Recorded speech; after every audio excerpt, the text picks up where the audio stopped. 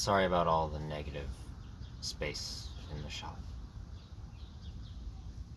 On the public place set that I'm filming this at, this was the best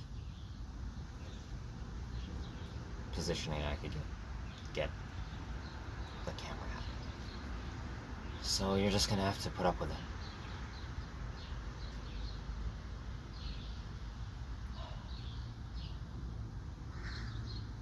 Before I go any further into the video, I'm just going to say again to anyone who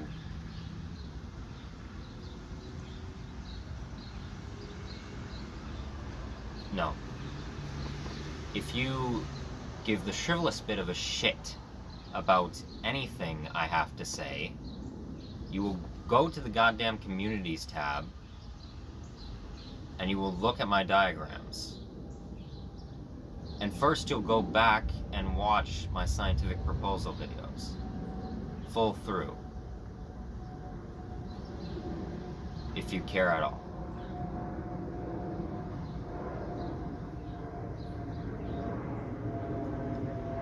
That being said,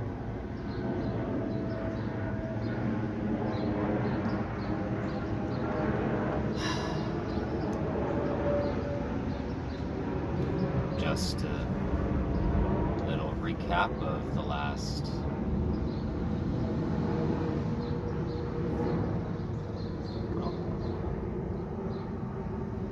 week. I am now in Montreal, Quebec.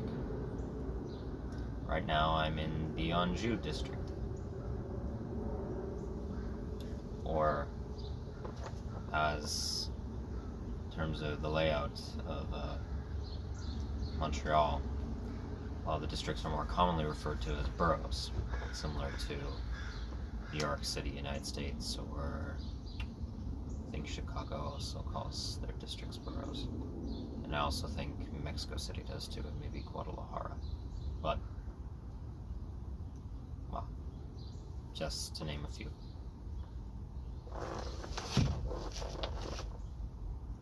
Also Paris, France. But anyway.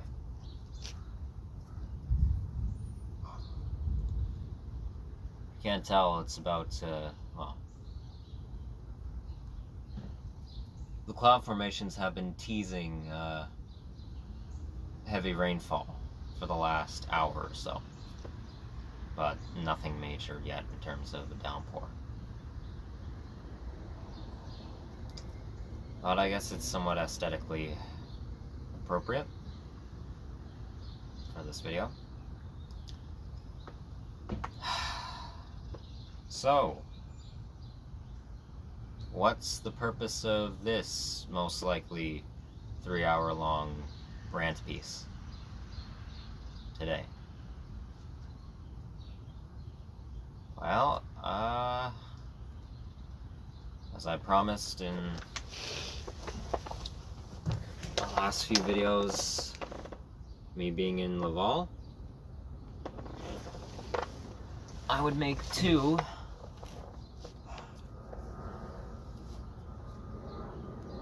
more videos.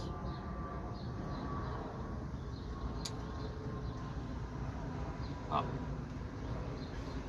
of course I'd make more. 2 videos once I got into Montreal, and they would be the first ones I made whilst being in the city. Laying out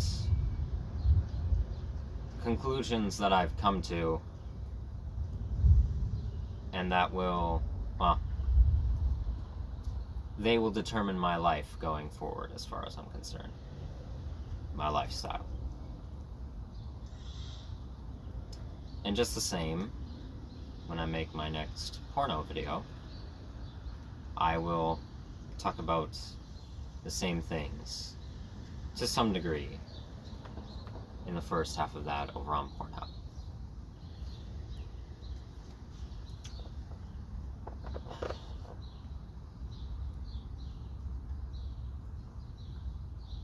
And for this first one, Well,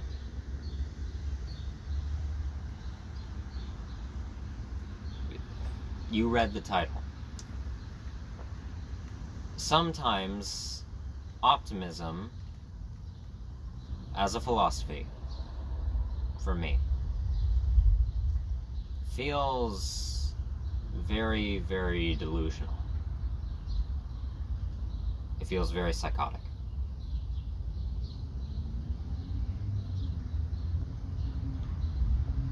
Now,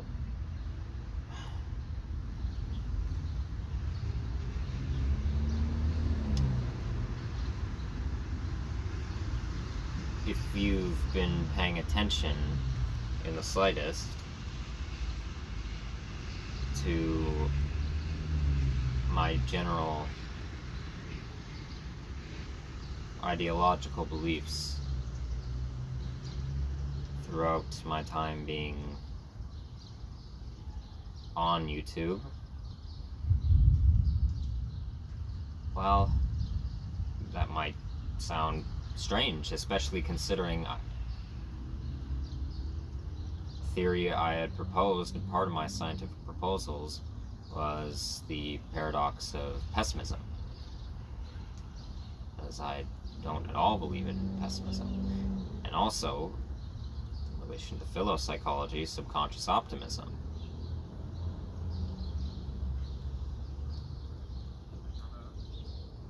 So, might be a bit, I guess, jarring.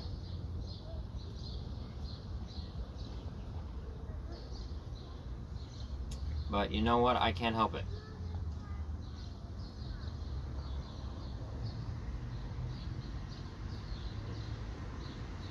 No.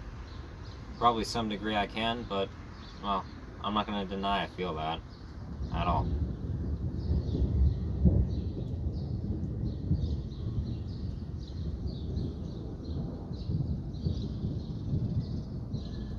So, for those who don't know, what exactly is the philosophy of optimistic thought?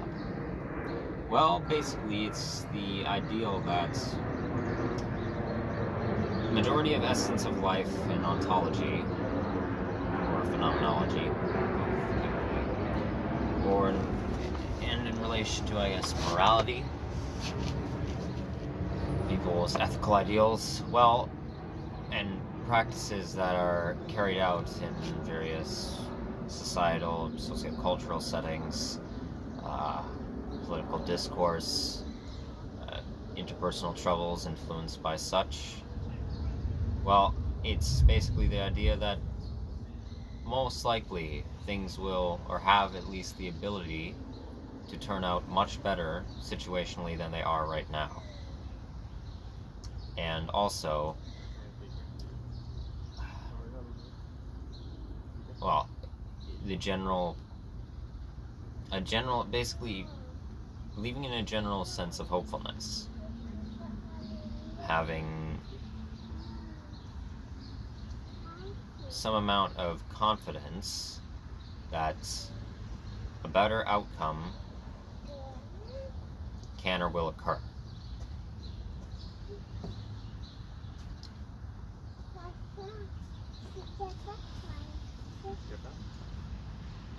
And,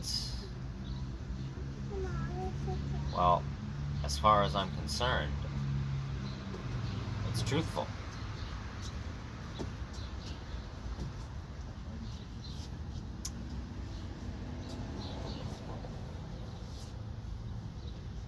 Mainly because looking at the human race from just a historical anthropology standpoint,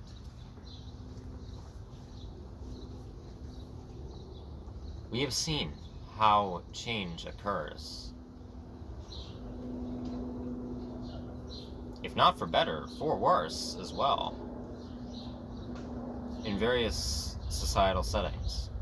We've seen how people have been able to undergo mass cultural shifts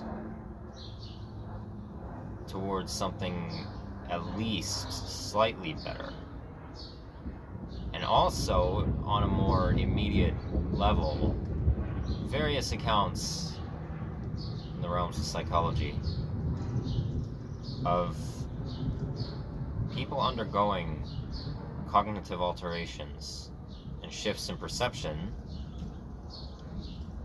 at older ages, much older ages than when they had initially formed their original mental thought process towards life as a whole. We've seen that people are able to undergo shifts and become self-aware of problematic ideals of theirs, and also their general consensus towards their surroundings, and actually try to change themselves, mitigate problems that they're causing for themselves and other people around them. We've seen that. Now, I know a lot of internet culture, which is toxic beyond all hell for the most part. There's good things, very good things about internet culture and subcultures. Sadly, there's much more toxic, terrible ideals.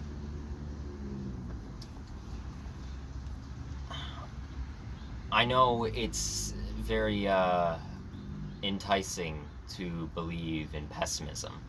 It's very enticing to believe in this cynical, misanthropic,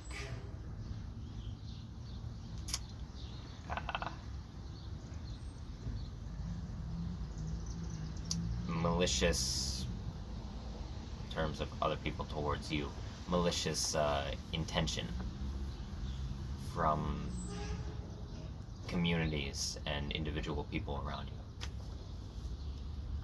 Well, as far as I'm concerned, those people who contribute to that thought process on the internet either, well, are delusional, they have a psychotic disorder, they've been indoctrinated into a belief, don't have any apparent disorder, as I have a different outline for diagnosis and prognosis of psychosis, and or they just go along with it because, well, that's typical of the environment on the internet. That's typical of what people say and do, how they present their moral beliefs and their practiced philosophical livelihoods.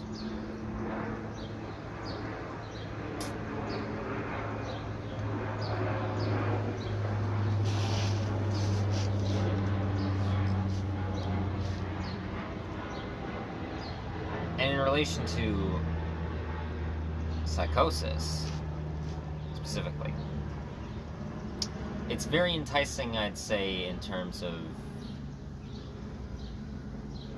romanticizing despair,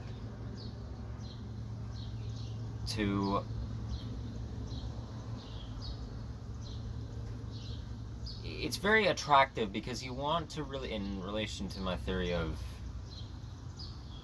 suffering reaffirmation / depressive comfortization,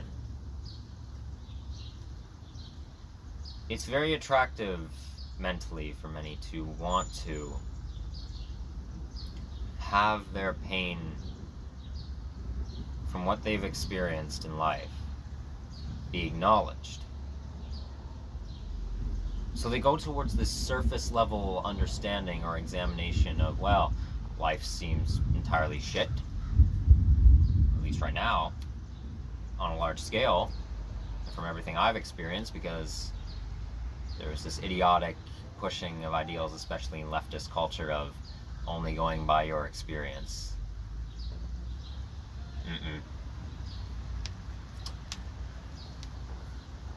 And, well, so then it must be true.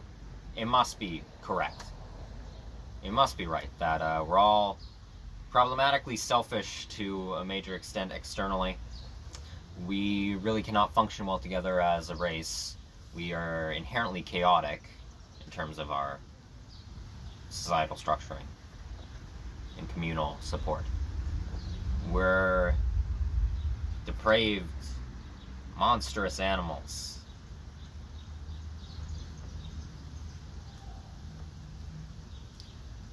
It's very enticing.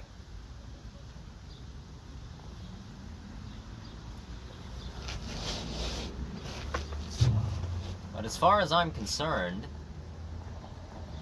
if people would actually bother to research human biology, or actually go out of their own worldview or their own personal experience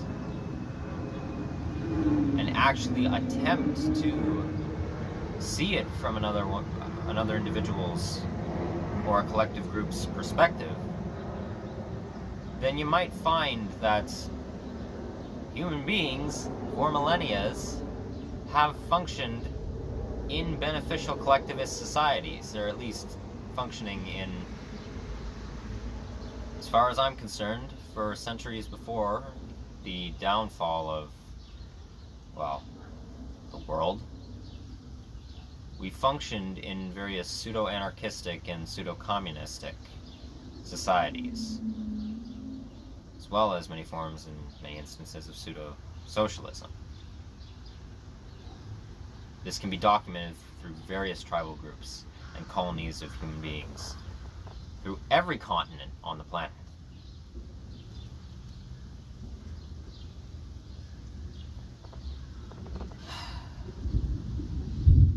Where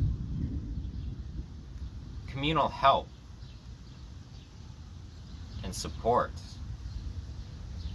contributing to the survival, the beneficial survival of the group and of yourself was praised. And even in a conformist sense, because yes, I'm sure conformity obviously in mass to a certain extent existed for those people groups, those demographics. Obviously, I'm sure, even though it was not near as widespread as far as psychoanthropology can tell, I'm sure histrionic personality disorder still reigned to some degree in a large extent. Some degree. But not near as much as in the modern world.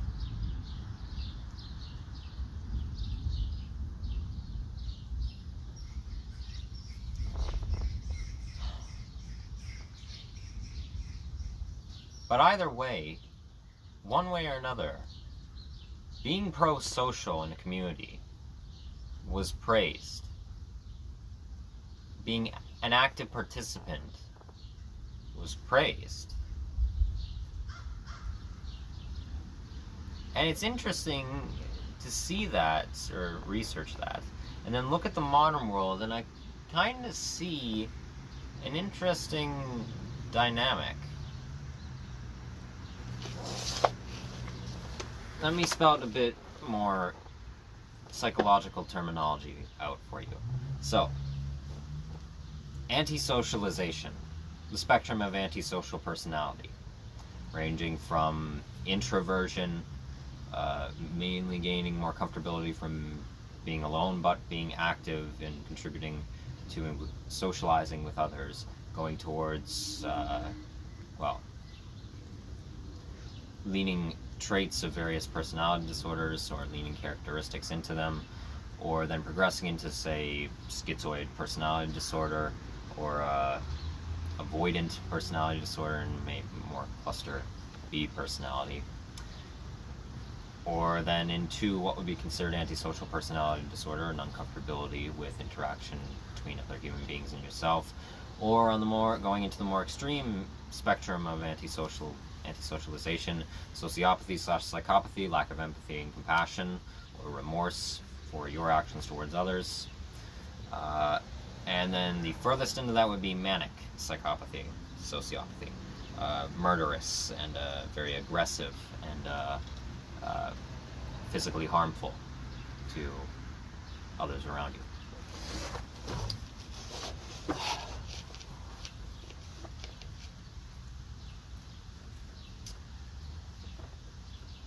And yet, it's interesting to see how in the corporate world and the governmental world, the world of societal control, most people in high positions of power are sociopaths. They lack empathy. CEOs, police officers, hospital administrators, politicians who legislate and sign in the policies for police control, military sergeants, other corporate executives, high-end positions within vast expansionist companies, high-end celebritized actors or media makers, high-end journalist companies, you name it, bankers, accountants, lawyers, most often highly unempathetic.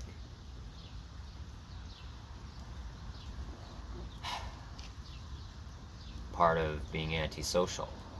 But yet, this is why I believe in my theory of interactive loneliness. They will still go towards other human interactions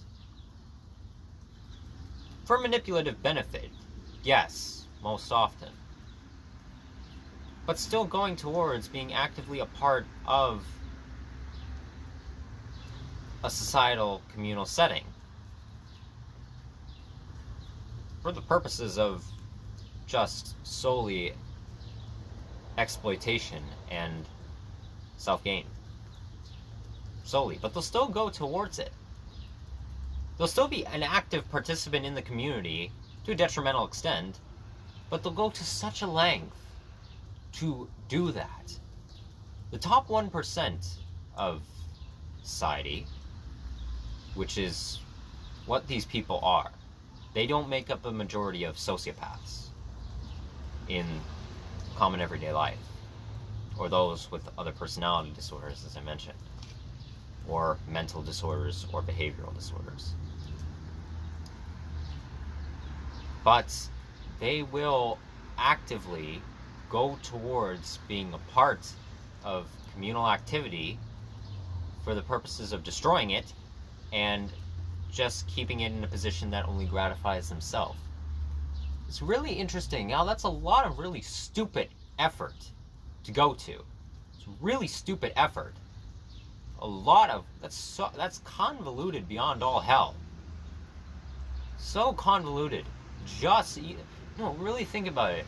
Everything that I have showcased so far, just in relation to the city of Laval, Quebec, a highly corrupt city, mass capitalist exploitation, severe funneling of wealth to the ultra-rich, corporate expansionism and gentrification of various different cultural communities and degradation of said cultures and racial backgrounds or different religious backgrounds, or in terms of sexuality presentation and identity and gender, all of that is degraded. Or those in terms of the political arena, the politicians and the municipal government who very clearly protect the interests of said corporate elites. Or to some degree, if they just solely go towards these positions, as they want some amount of control or power, feeling powerful over these, situations in society, having this authoritative rule. Same with police. Mainly going towards it to feel a sense of control after years of psychological trauma.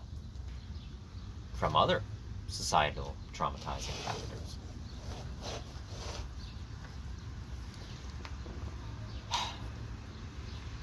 It's such a convoluted, needlessly complex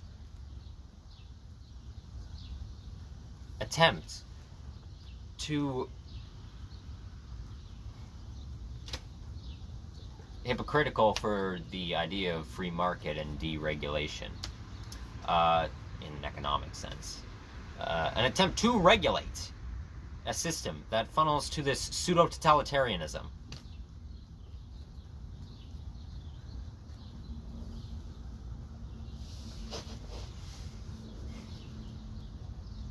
It's really, really interesting. That's the only word. It's horrible, but that's the only really word that I have for it right now is just interesting. It's very, like, the lengths. It's incredible how far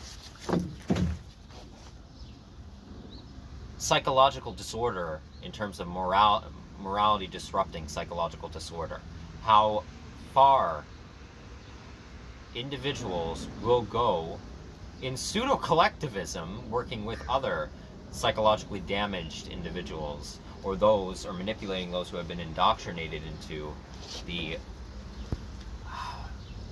contemporary ideals of their modern life. It's so interesting how far they will go to destroy the lives of so many millions. And it just funnels again, creating more and more sociological traumatization, causing further issues to continue, and just a new generation of morally inept, emotionally wrecked individuals to take up the detrimental systematic control and systemic control.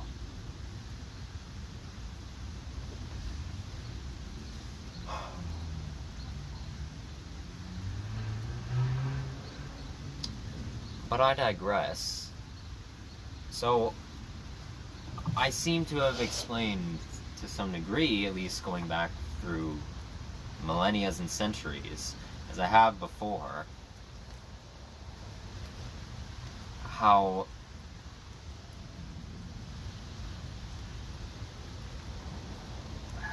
we clearly have functioned in collectivism for many years to try and aid various tribal groups, various cultural, ethnic demographics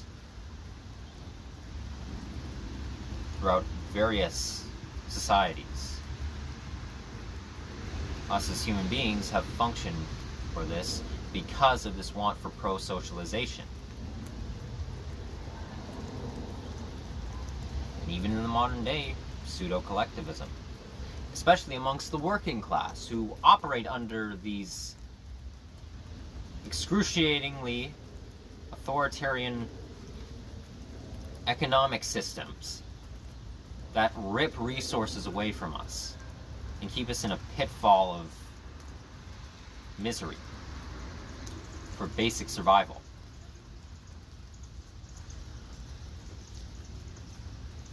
We operate in pseudo-collectivism. But, so anyway, you might be thinking, well, Cam, you seem to still believe that optimism is still possible. Already explained you're not a pessimist, you're not a misanthropist, not a cynic, you hate cynicism, not a hedonist.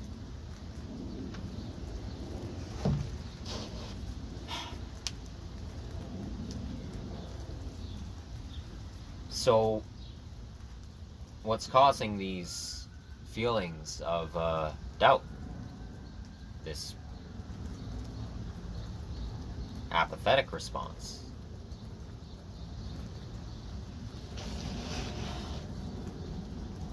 Well,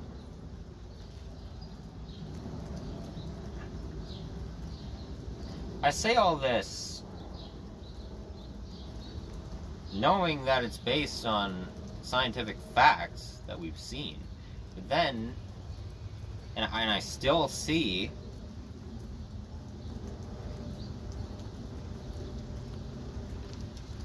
but then I look around my surroundings.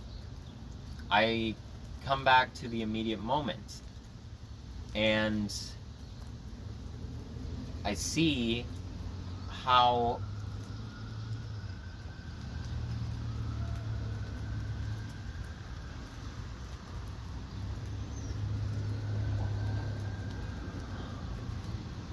depraved those societal problems and how extensive they really are.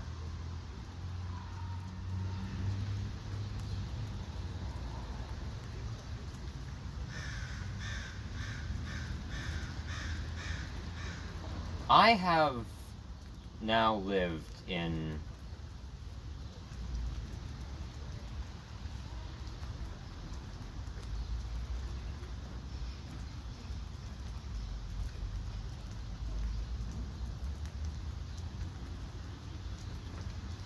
technically 7 different cities. In terms of human settlements, like 9. Toronto, Fargo, portion of a time, Peterborough Municipality of Ontario, so well, in the village of Crow's Landing, Ottawa, Gatineau, Thurso, Montebello, Lachute, Laval, and now Montreal.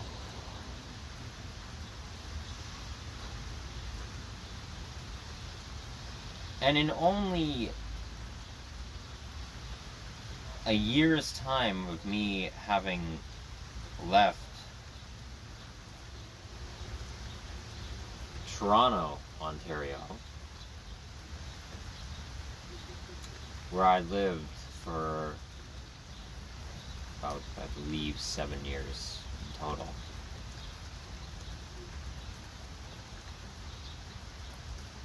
And having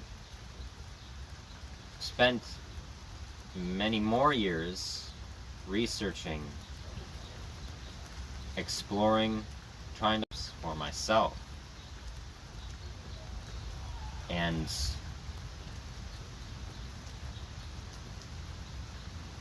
gaining knowledge of various demographics, societal constructs, cultural traditions, human emotional expression, gaining knowledge of all this, and thinking that I had sorted out my ideals well enough for a time, at least for a time being, for when I was in my last couple of years of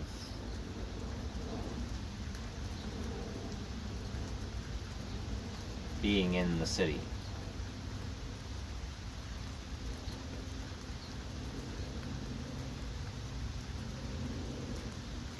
Then to leave,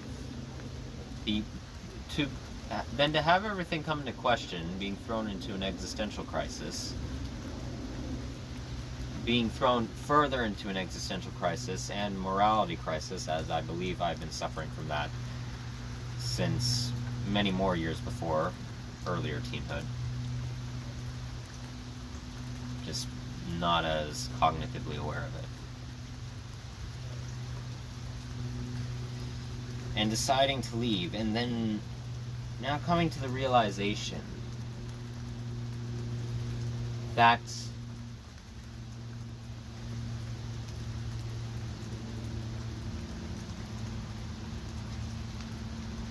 in many ways I was both so right and so wrong.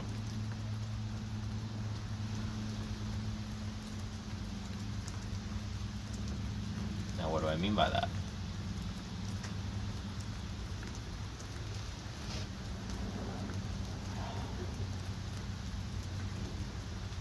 As far as I'm concerned, most of the general ideas of my moral values and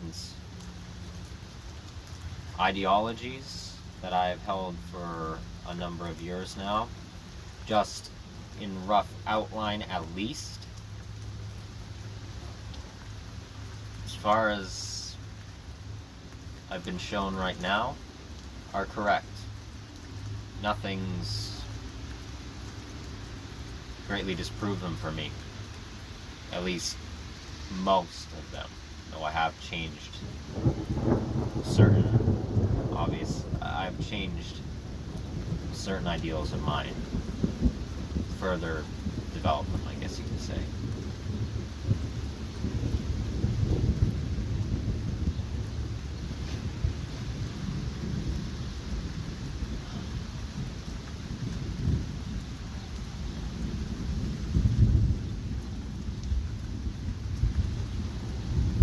But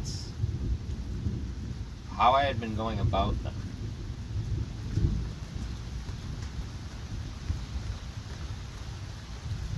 was the most hypocritical, dumbest,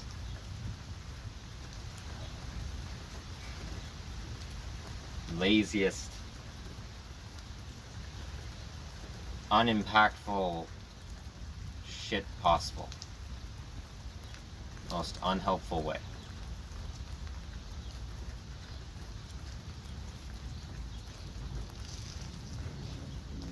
And not just me, you too.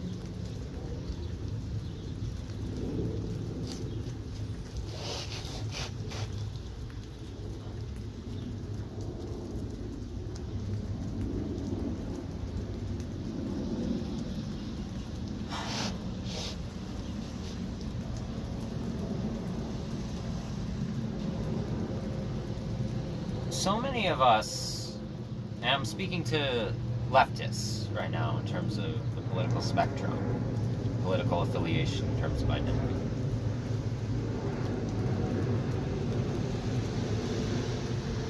So many of us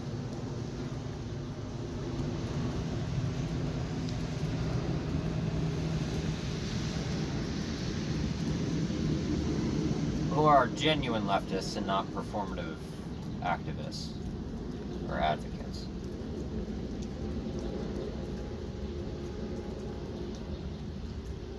We genuinely do, to some degree, psychologically,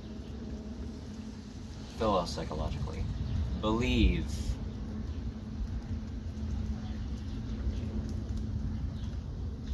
in the ideologies that we've examined, or at the very least for many who have just been pressured into the belief, or are of more conformist ideals. Well, to some degree, agree with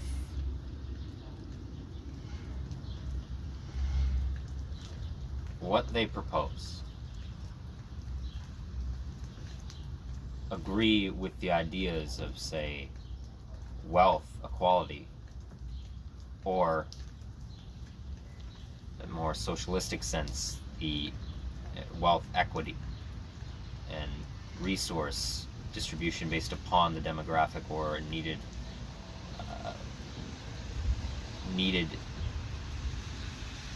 usage by people group or by this sector of an economy, of a community.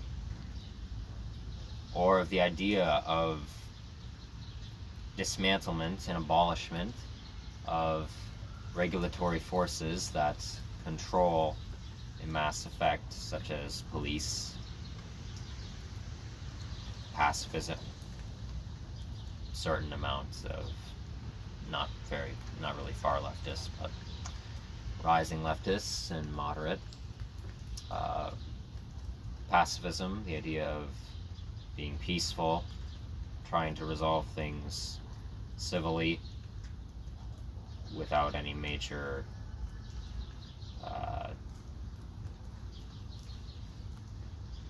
destruction.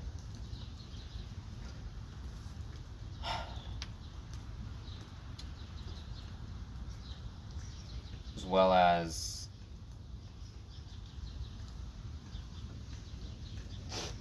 freedom from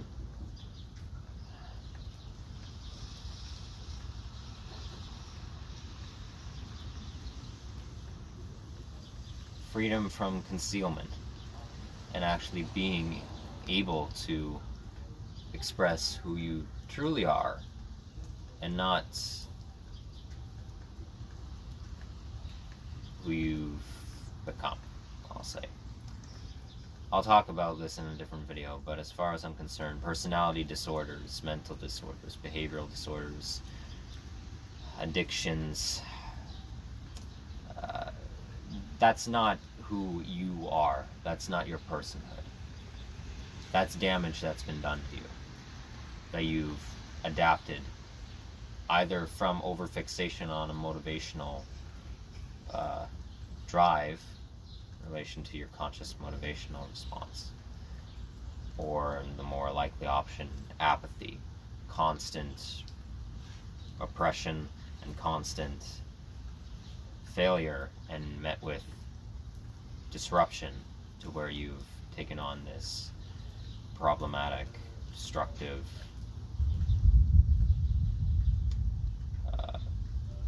cognitive presentation. That's not who you actually were.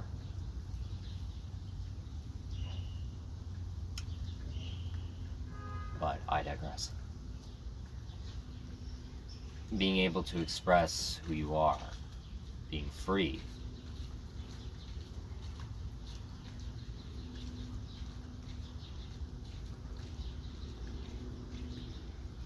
to some degree, most of us believe in these general concepts. I think even just those who don't know that they hold right-wing ideals or centrist ideals, or maybe center-rightist, moderate centrist, falling leftist, far-rightist, most people, I think, generally would just agree with that sentiment that I'm sharing. If I just said that off the cuff, they would be like, oh yeah, that's something that I generally agree with. Yeah, that sounds great. I want to do what I want. I want to do things that make me happy, make people around me somewhat happy because it gives me joy. General consensus, I think people would agree with that. Like, even if they don't actively realize how political discourse affects their lives, and you can't escape politics, sorry to tell you, and how, or just sociological idea, even if you don't know like the technical terminology or how it actually affects you philosophically or things of the sort, whatever else, I think most people would agree with that general consensus if I just said it out loud on a surface level observation without much induced critical thought.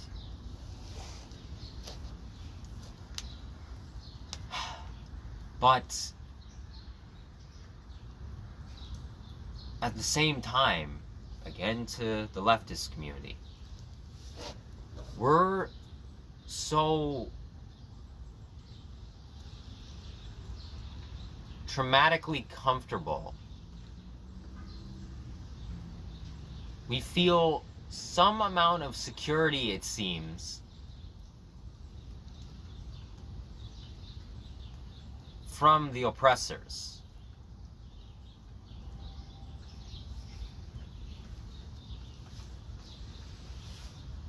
We so desperately want to be free of them, and yet at the same time, we don't. Or at least, we're afraid to try and really get away from them. Stop them. And no, I don't mean violent revolution. I don't even mean technically peaceful revolution or peaceful protest, not in the way that most people would be thinking. But we're so at the same time so conditioned to just do what we can, not even just do what we can, just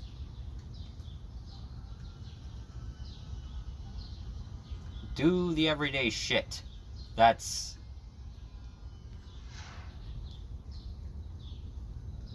part of the society around us, all across the globe.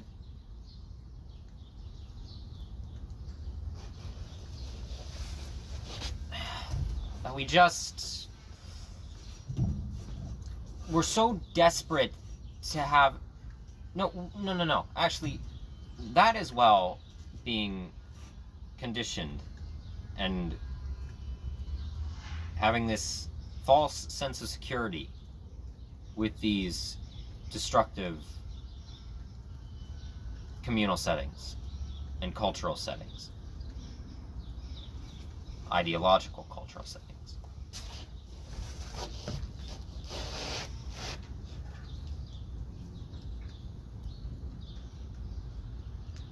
There's that. But most of us are so desperate for an easy solution to the problem, or what seems, I think more on an unconscious level, seems easy.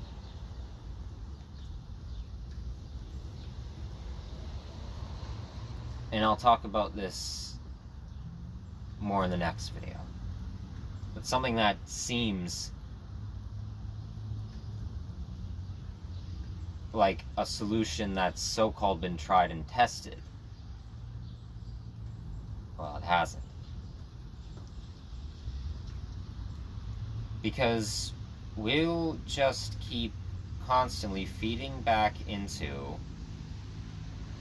the elite's corporate world and the governmental legal system.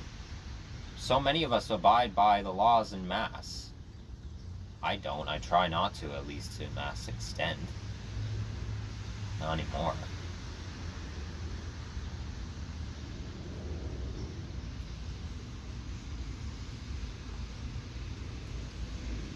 See, even that's hypocritical of me to say.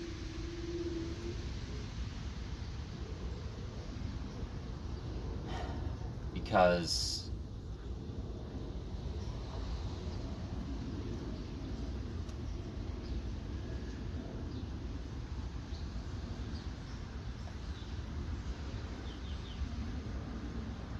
at the end of the day, I still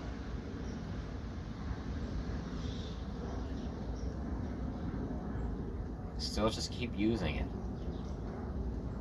just like everyone else.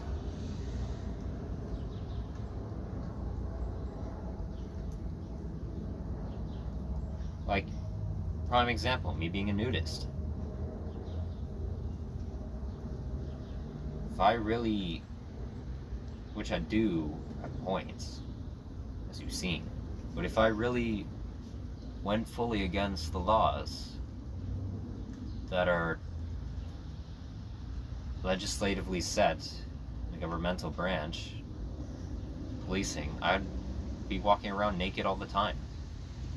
When it wasn't weather like this, that was very, well, if I got massively soaked, freezing, but you know what I mean. But I don't, because obviously I would immediately get arrested, most likely.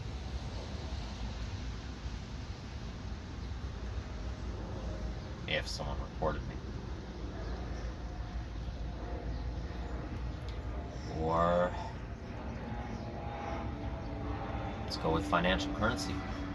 I no longer, being an anarchist, believe in the property of money. I don't believe in it even being utilized as for resource negotiation in a trade currency. I don't believe in it anymore. I gave up on my libertarian ideals.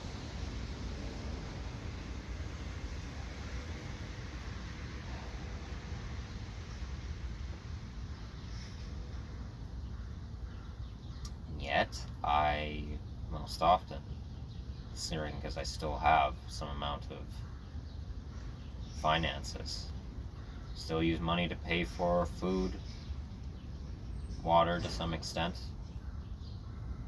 appliances that I need, toiletries, hygienics, electronics, bills. Despite being homeless, still get charged for certain things. Phone payment.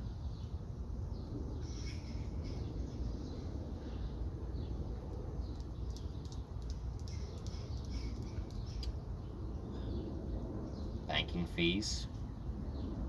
Tax deductions. Automatic tax deductions.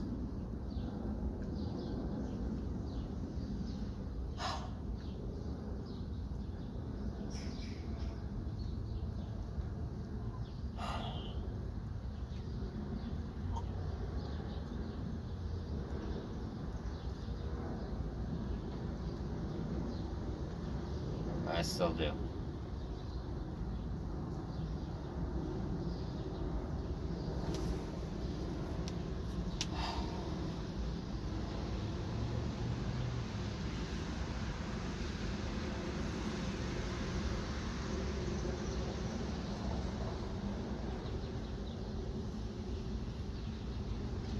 Now, in relation to rightists, their ideologies are horrible. Horribly dehumanizing. Oppressive.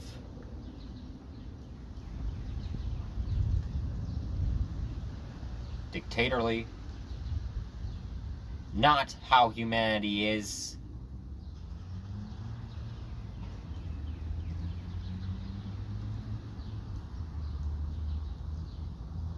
And incredibly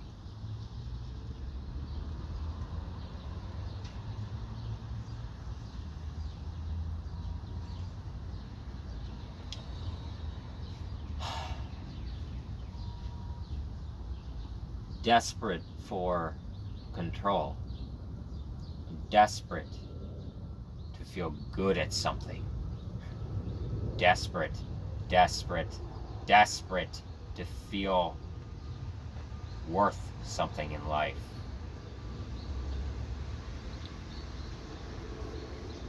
Most who hold rightist ideals, as far as I'm concerned, are obviously sociopaths, narcissists, egotists, egocentrists, dismissives, histrionics, psychotic, delusional,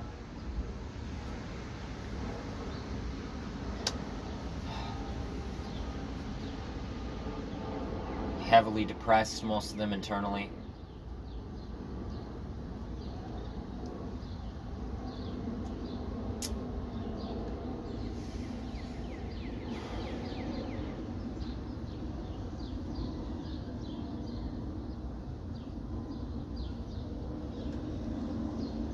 They want to feel powerful.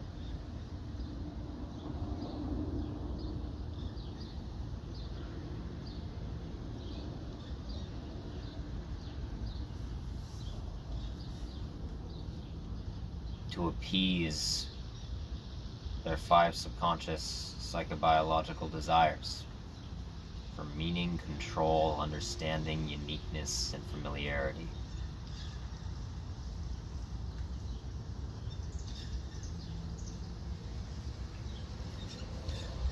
At any cost, morally.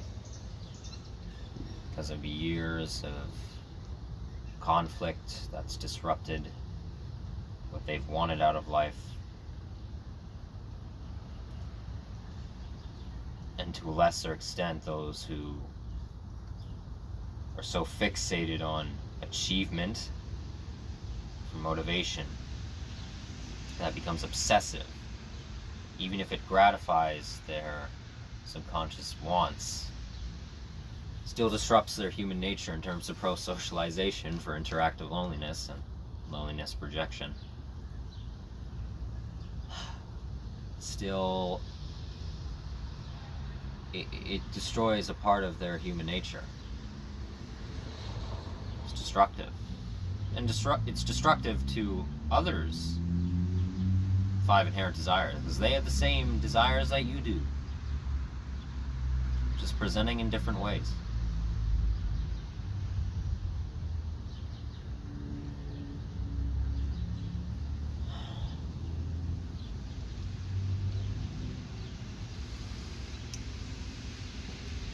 And in regards to rightism,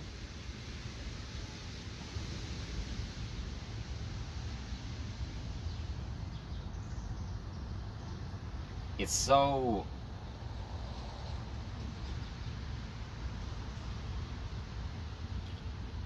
pervasive in our world, has been for many, many centuries since the spread of globalized social paranoia.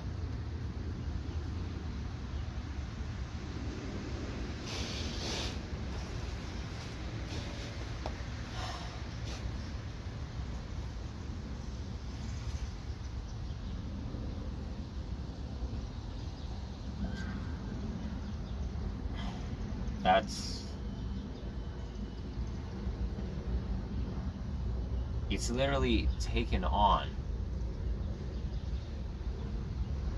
It's so... The psychological manipulation tactic of dark empathy is widespread. Dark empathizing. People, especially in high positions of authority, pretending as if they give a single ounce of care to how their actions affect those of a lower class financially, of another ethnicity, of a different sexuality or romantic type, those of a different sex, aesthetical expression in terms of cultural attire, beneficial traditions practiced by different cultures and religious cultures, I should say, that are provably non-problematic, at least in essence, inherently.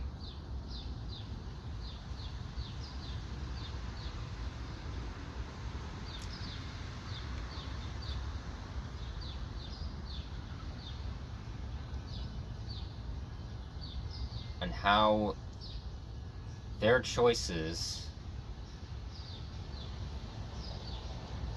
ripple across a vast, diverse world.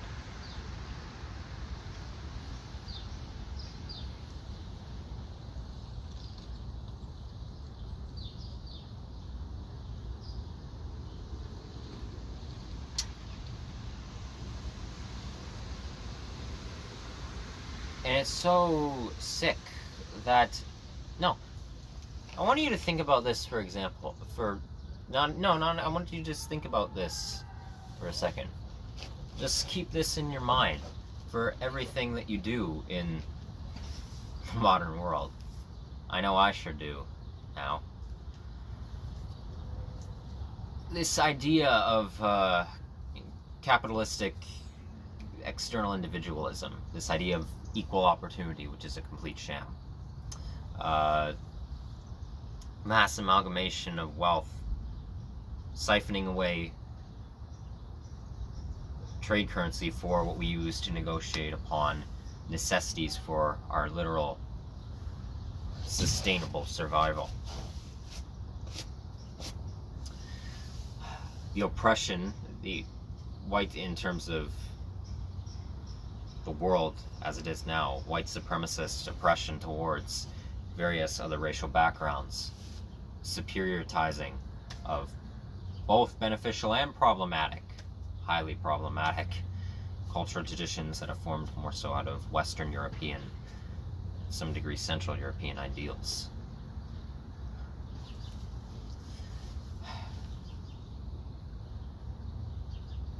Extensive spread of homophobia, homosexism, and transphobia, agenderphobia, all the like, oppression and prejudice towards the LGBTQ+, for what is human sexual expression, feelings that develop within people, all people, whether they be sexually attracted to someone or not in asexuality, not feeling either comfortable or actually experiencing sexual arousal. And same goes for romantic types, and who we are actually wanting to spend mass amount of devotion and emotional connection to.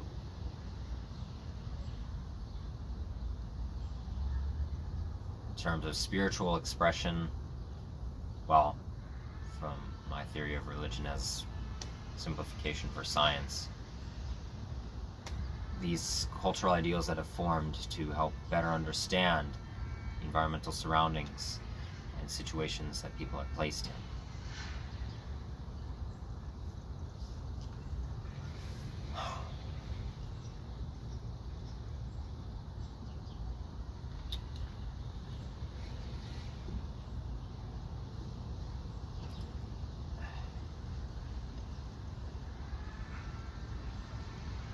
And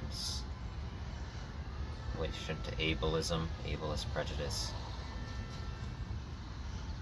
enclosing people into this one stereotypical idea of how disorder and disease presents itself, which is not true. As we've noticed, we've seen how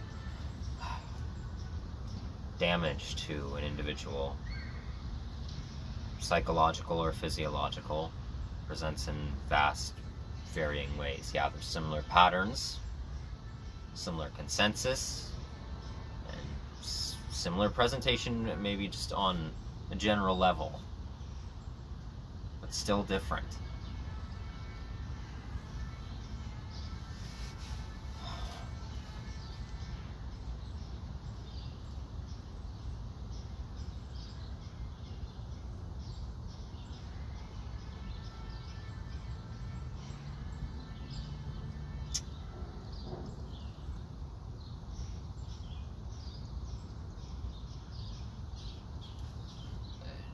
Just imagine all that, all of it.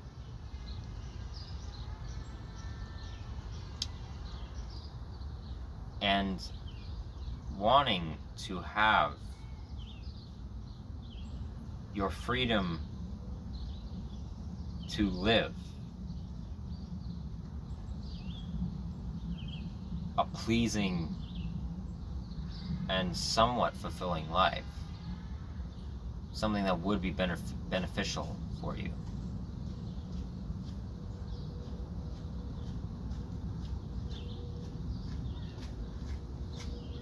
In this world,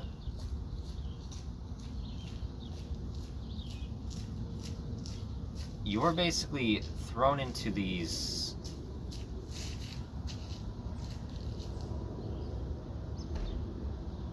dehumanizing and destructive settings, and you're pretty much told, you're getting it screamed at you from every angle, whether blatantly or subtly, to earn your human rights. Earn it. Earn your basic needs for emotional health and physical protection and survival.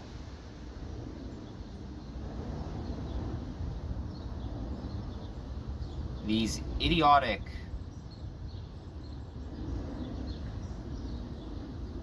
right-wing performative nonsensical losers who are psychologically damaged, yes, absolutely, and are morally destructive, but nonetheless pathetic. At least from my standpoint. Basically just tell you, earn the right to live. We're basically thrown into a very, very, very painstakingly long version of the death penalty. Or no, we're thrown into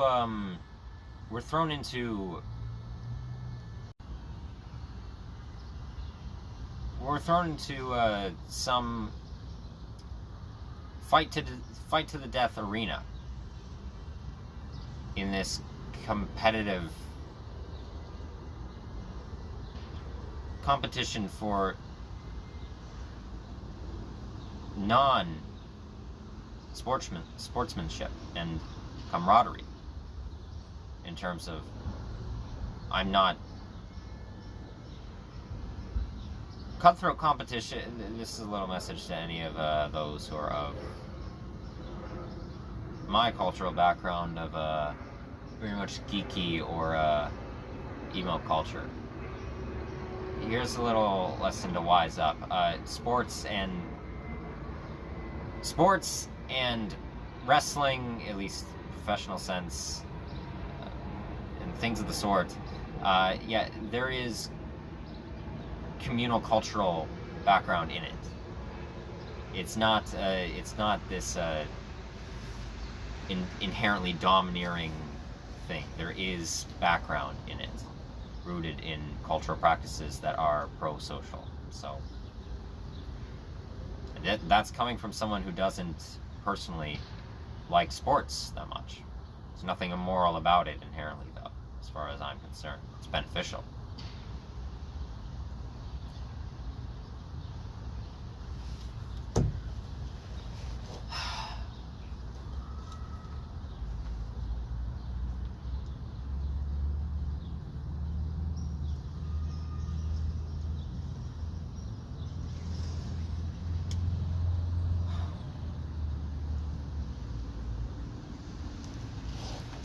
You're basically just thrust into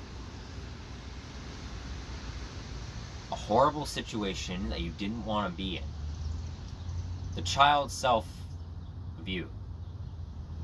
You in child form, as a toddler, exploring the world, gaining a cognitive sense and trying to figure out psychologically and get accustomed to the effects of your subconscious desires, how they present, your wants, your needs, and also gaining the response of empathy in relation to interactive loneliness and understanding that, oh yeah, other people have the same wants and needs that I do, and that I have.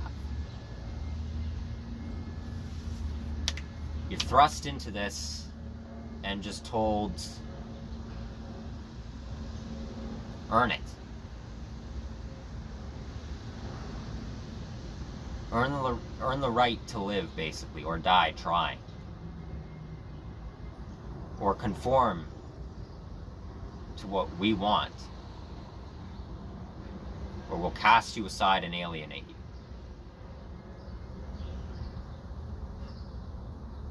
And once you're above a certain age, and this ageist bullshit in relation to ageism, oh, you're such a little cute,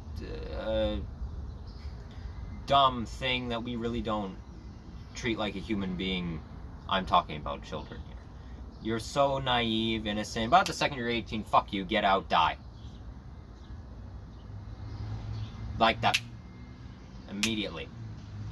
Immediate cognitive shift that happens there because of people's idiotic ideals that they're indoctrinated to. The psychological disorder as well.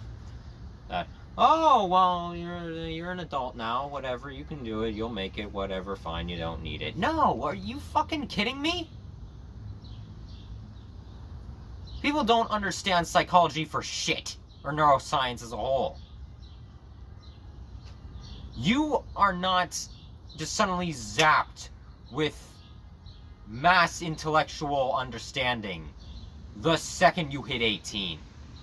In terms of the westernized world, or in any country where you're technically considered a legal adult. South Korea, 21 to 23, for most things, I guess.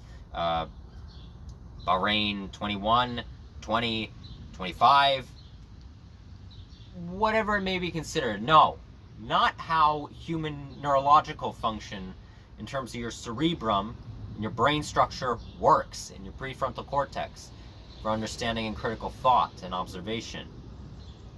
Not how it works.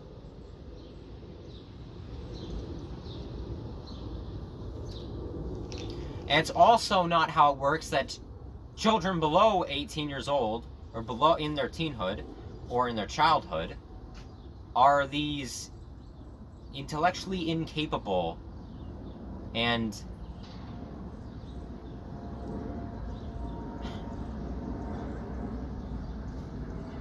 environmentally unaware morons that aren't capable of understanding what is going on around them.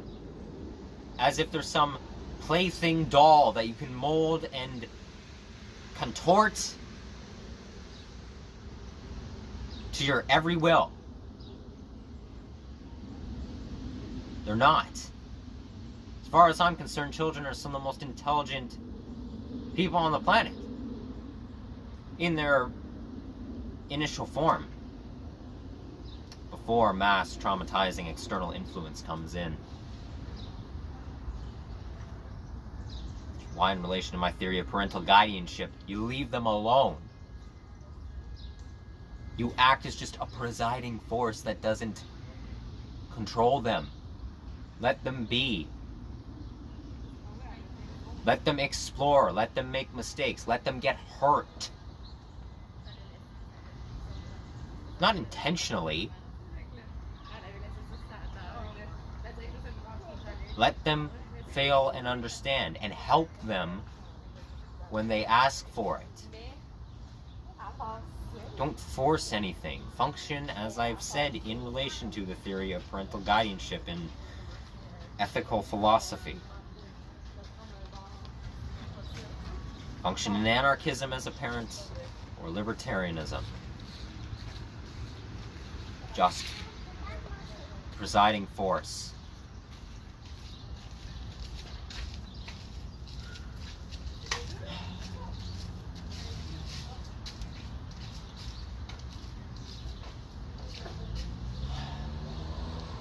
And now yet,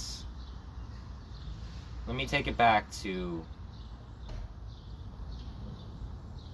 my end.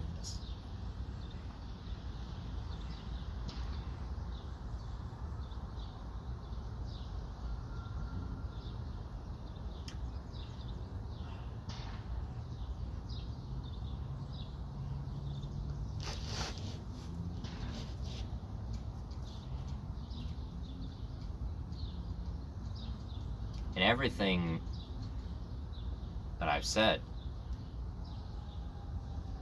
in relation to the paradox of existence, it's still contradicting, and it's still technically hypocritical of me. Because let me actually examine my anger for a second. There's a common consensus, which I do agree with, consciously to some degree, but I have a cognitive dissonance, don't worry.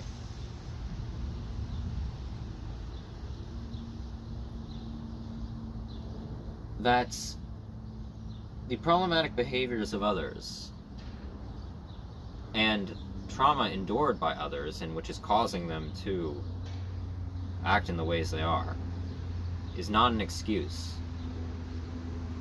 It's not an excuse to degrade someone else, destroy their life, as you affect them. It's not an excuse to problematically project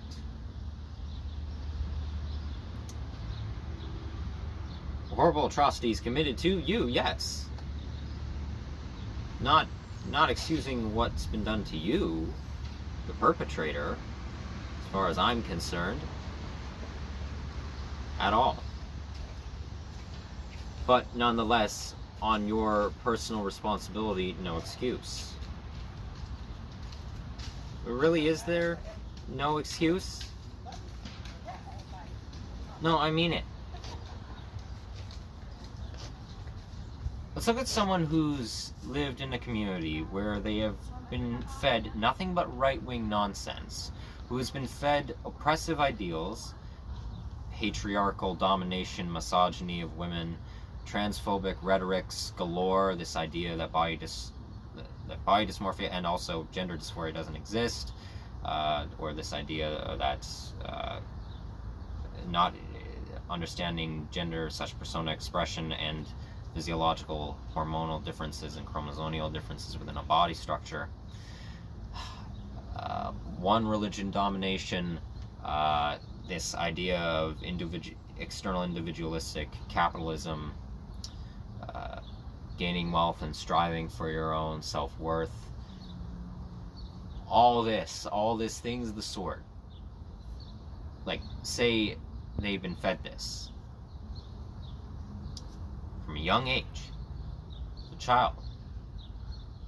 They've been indoctrinated into it, or let's say it's in company with it. Psychological disorder is the main factor to why they've now taken on these ideals of their oppressive environment, but also because of the indoctrination in the communal sense.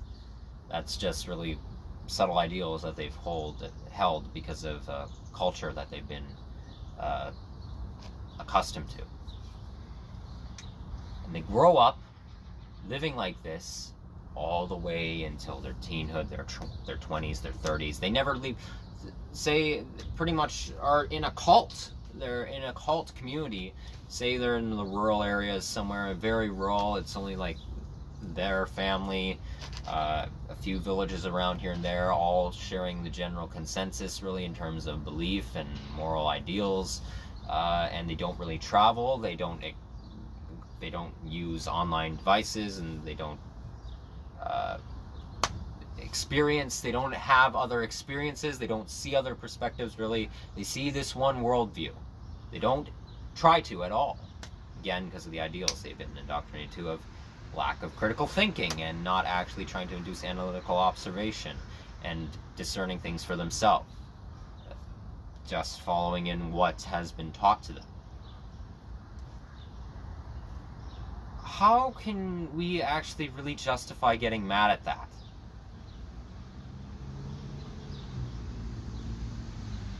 If someone has been fed nothing but nonsense their whole life, is getting mad at them not technically in relation to contradictions? Is that not technically expecting them to know something else? And I know in terms of our apathetic response, I don't believe in letting go of anger for shit. It's a toxic ideal as far as I'm concerned. It's detrimental. It's denial of your apathetic response, something disrupting your subconscious desires, something that's been conflicting with what you want, that's making you uncomfortable. It's destructive to let that go. You can't just ignore that.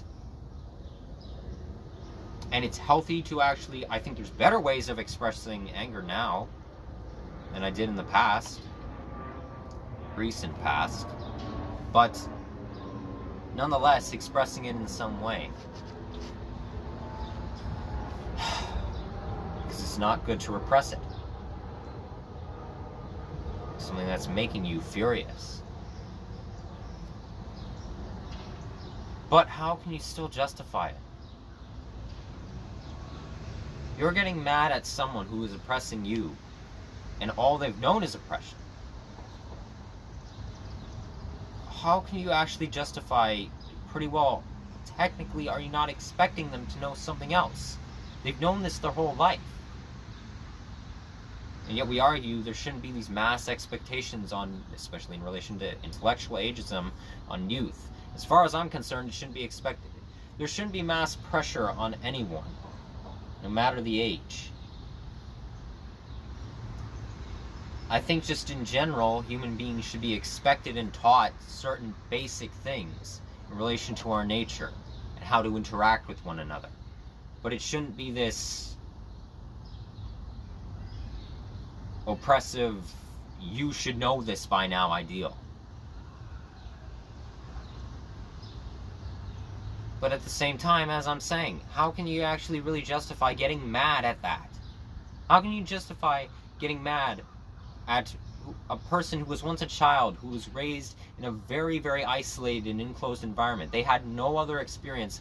They might not even have even had any option for another experience. No, I mean it. They have a choice to say if they wanted to get up and run away from home when they were young. They do have a choice. And I'll get into that in a sec. But in terms of an option for not a safe, it's unhealthy, but a somewhat resource immediate environment and other human interaction immediate if they weren't to go off on their own lonesome.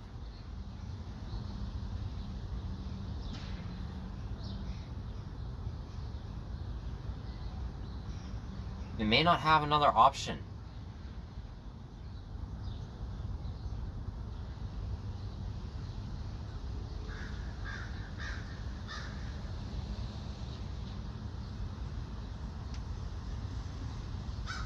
It's horrible to stay in a Nazi-esque fascist environment.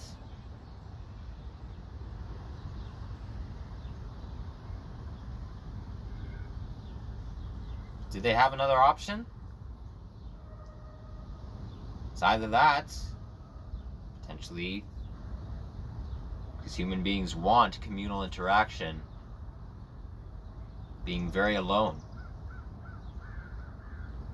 or running out of food, water, ability to purchase said items.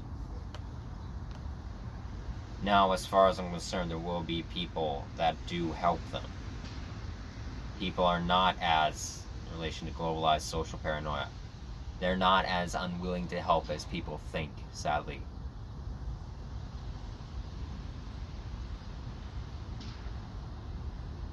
And I'll bring up an example that I literally just experienced yesterday.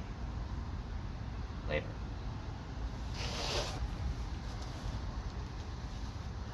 But again, is getting mad and getting angry at your oppressor really not just expecting them to know something different when really they were fed just nonsense for life for so long? I would want them to change, yes. Try and make cognitive changes to themselves. But on my part, that's still contrary.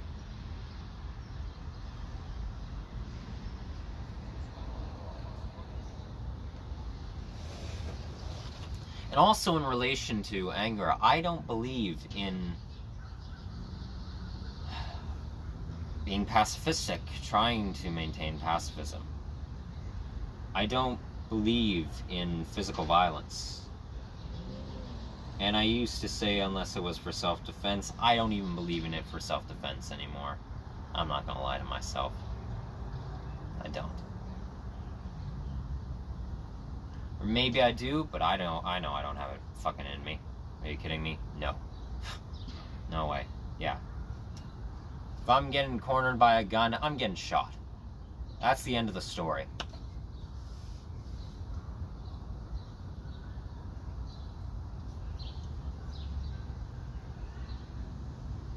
Might be a crafty motherfucker, but I bloody well will not. I don't have it in me to fucking put up a fight. Physical fight. I'll put up a verbal fight, but not physical. No way.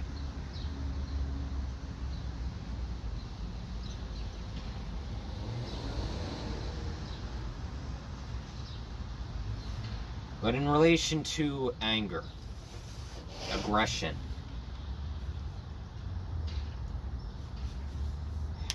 and vocalizing your dissatisfaction and fury towards your oppression from those who commit to keeping you in a controlled and sedated and chained up environment, metaphysical chains, or metaphorical.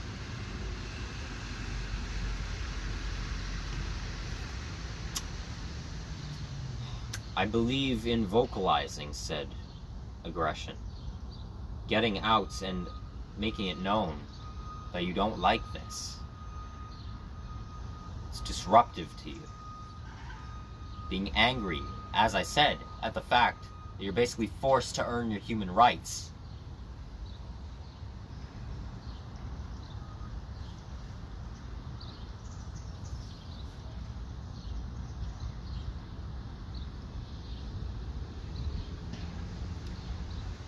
But am I not just using their same tactics on them? I believe morally that if you're utilizing unsympathetic and physically violent methods against violent perpetrators, you're just morally the exact same as them. You're doing the exact same fucking thing. There's no spinning of words around it, as a lot of people in the far left community try to do. There's no, and extremist centrist in counteraction to far rightism. There's no clever little manipulation of doublespeak there with words, as so many try to do, sadly, who are performative leftists, who are right-wing, who are in relation to many neoliberal fascists who don't, or anti-capitalists who don't actually care.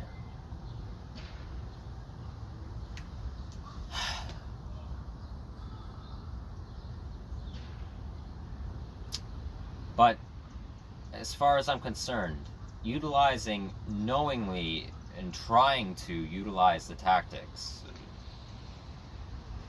fighting them with their own medicine ideal. As far as I'm concerned, you're just as morally inept as them. You're doing the same thing.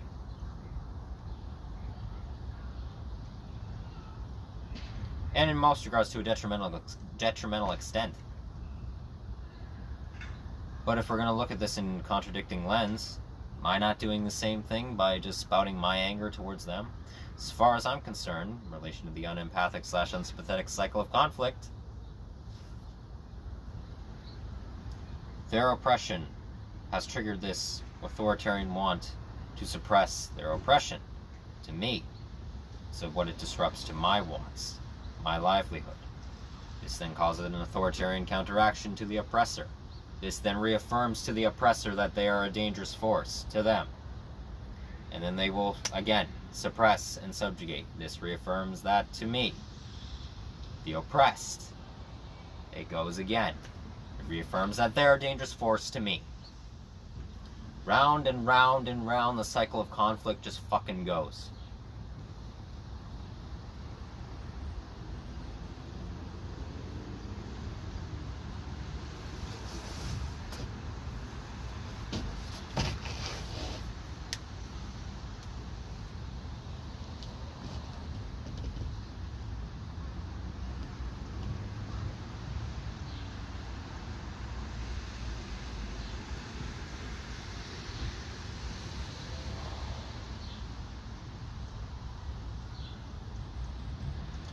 But even so, am I not just using their same tactic? Because in that regard, they're riping mad, aggressive, most of them, very domineering.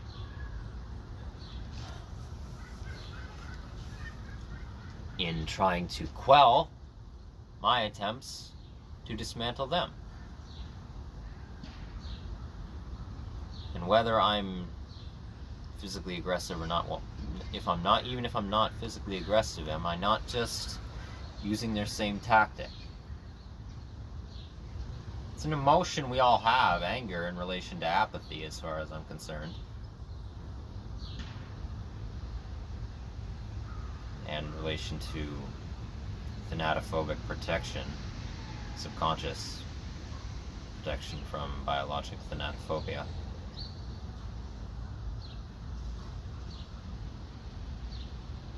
Because we all are afraid to die.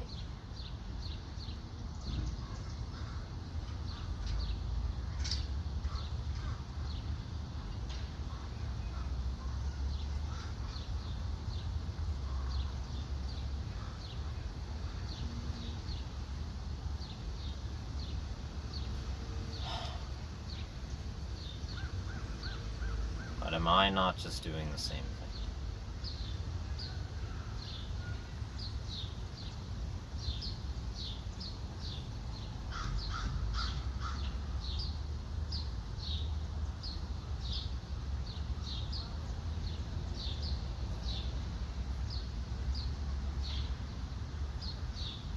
And I'm sure I could go on if I gave myself time to do so, to think about some more examples that I definitely want to bring up here.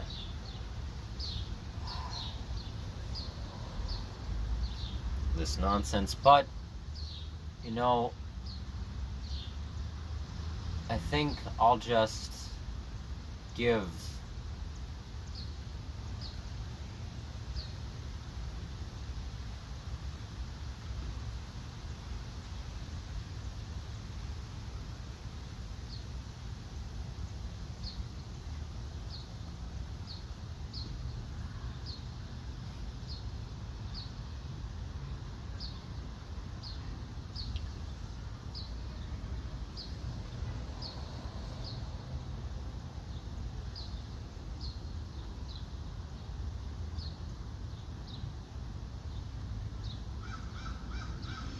I'll give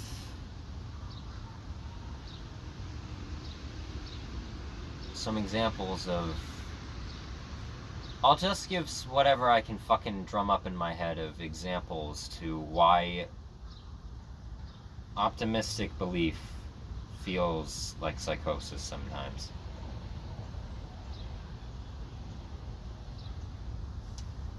More than I already have.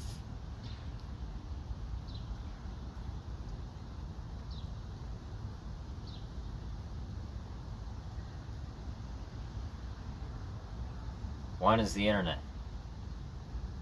No, I've not changed my ideals that the internet is a horrendous place that is full of anti-socialization and causes mass detriment to the youth. No, it's not inherently destructive.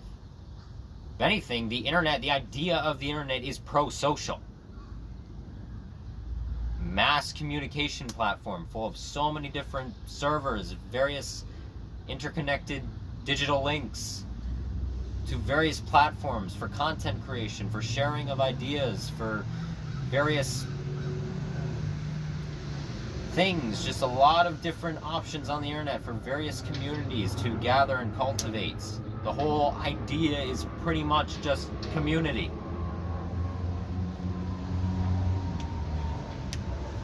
But it's very easily exploited in the ways that it's gone about, in terms of how it's been utilized.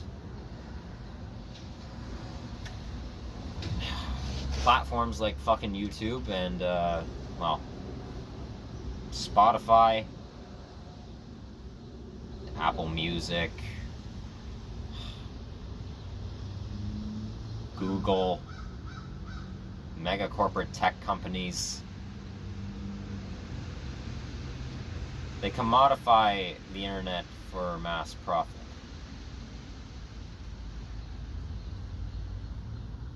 In relation to YouTube, they have made people celebrities. Out of, let's go with my generation in this regard, actually. So much of my generation grew up with YouTubers who I still love. I still think they make great content in many regards, but they also have some very stupid ideals to some things, and also can be very inept in what they do to some degree. They're very unaware. They're very easily manipulated, sadly. My generation, I would say, grew up with YouTubers such as Felix Schellberg, PewDiePie, Mark Fishback, Markiplier, Sean McLaughlin, Jacksepticeye, Corey Kenshin, I'm sorry, I don't know his real name, Jane Animations, The Odd Ones Out,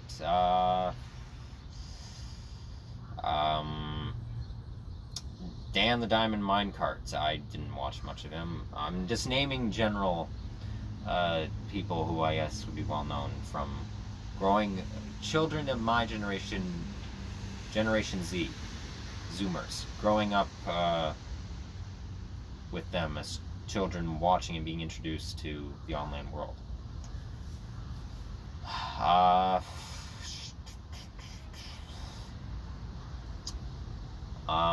John Tron. So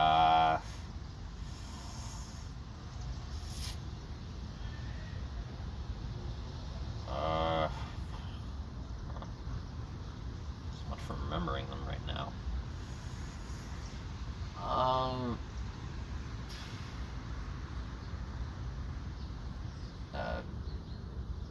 Domix, Emi Richu,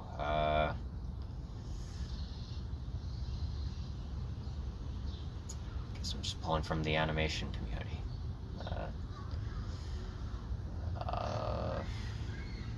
I Hate Everything. YourMovieSucks.com, Adam.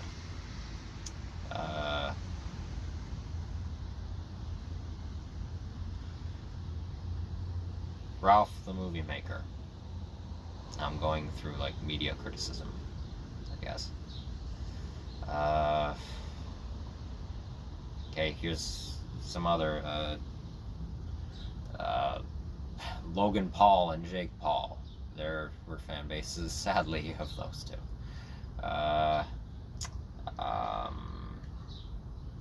Who's the other person?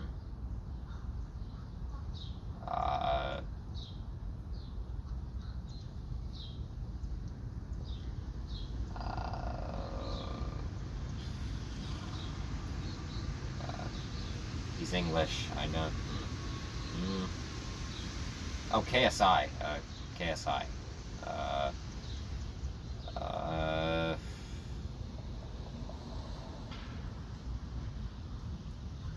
The Dobrik brothers, I don't know. I think they became very successful on YouTube around the era of when I was younger.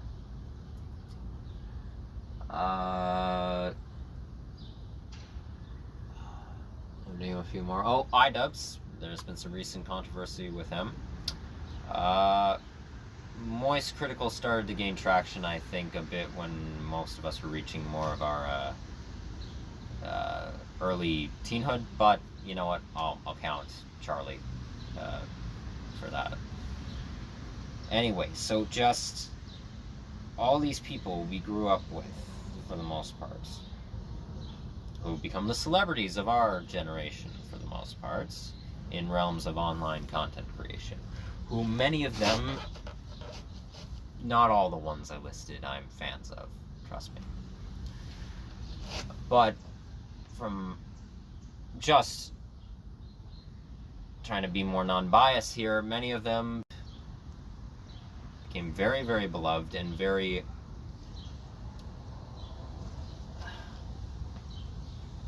well received by the modern digital youth.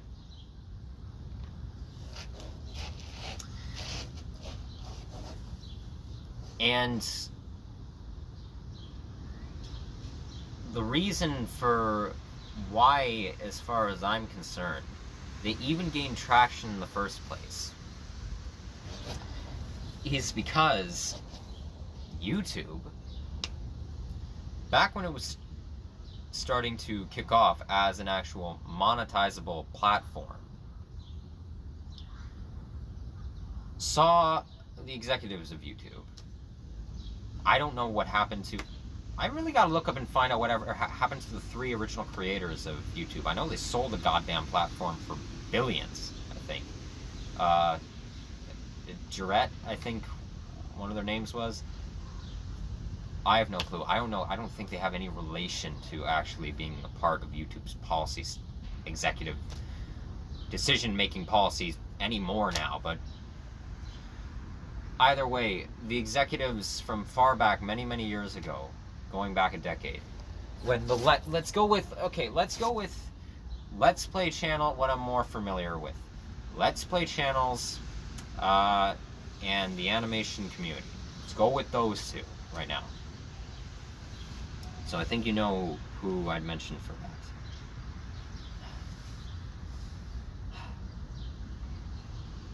The reason they became so popular was because it was something at the time that wasn't done very much before in mass media.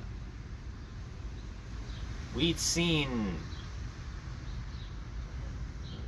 there'd be like flash animations from like the old Newgrounds, or I forget what the other forums were. Old style videography uploading platforms from like the late 1990s to the early 2000s that were very indie, I'll say. They weren't very mainstream at all.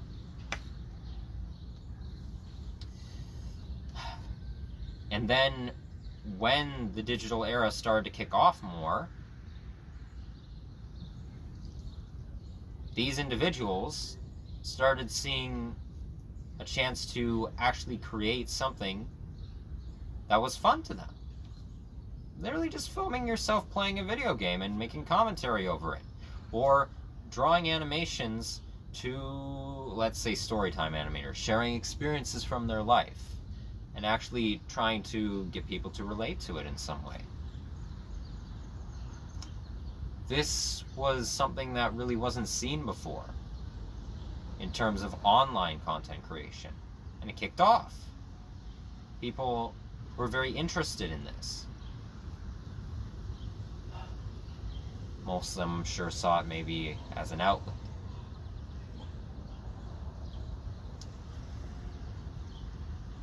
And YouTube saw it as an opportunity. They saw it as a means for profit for 2 things. Means for profit, and in terms of in collaboration with their various other corporate enterprises and paradeals in the elitist world. They saw it as a means of later on, especially after the apocalypse took place, mass just no say pushing of ad placement on various videos. Some for those to not even make, the content creators to even make revenue off of. To push, the second reason, to push propaganda. Advertisement propaganda.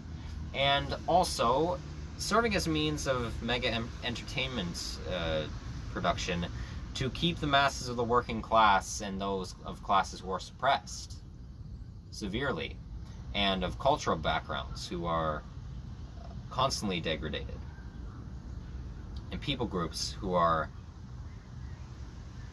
forced to comply with the more traditionalist, problematically traditionalist and conformist ideals of society, to keep them entertained, to keep them satisfied, to keep them having some amount of quick relief, a distraction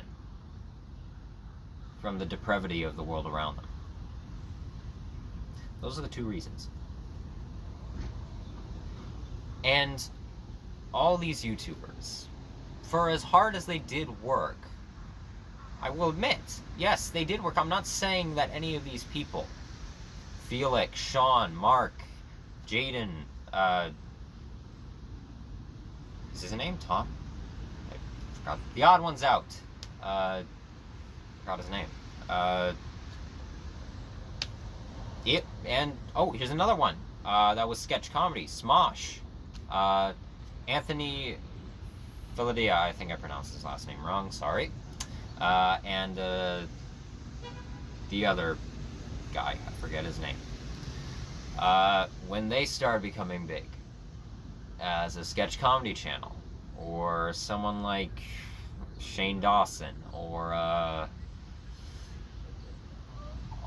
all these various corner, or someone who I've talked about, Gus Johnson.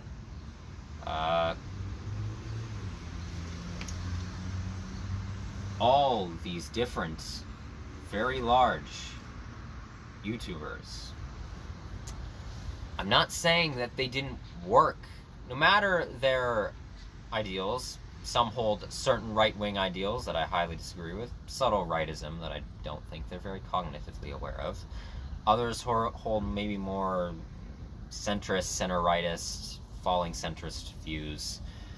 And then there are those who are more moderate leftists and things of the sorts, or rising leftists, as I think many of the first few I mentioned have become more so rising on the leftist ideal side of ideals. Regardless, I'm not saying that they didn't work hard to try and actually create something that they genuinely wanted to express, make content out of. I'm not saying that they didn't do that. And obviously, are there those who obviously are very much only doing YouTube, especially now for sociopathic commodification of profit and online monetization and very attention-seeking for said things. Paul Brothers!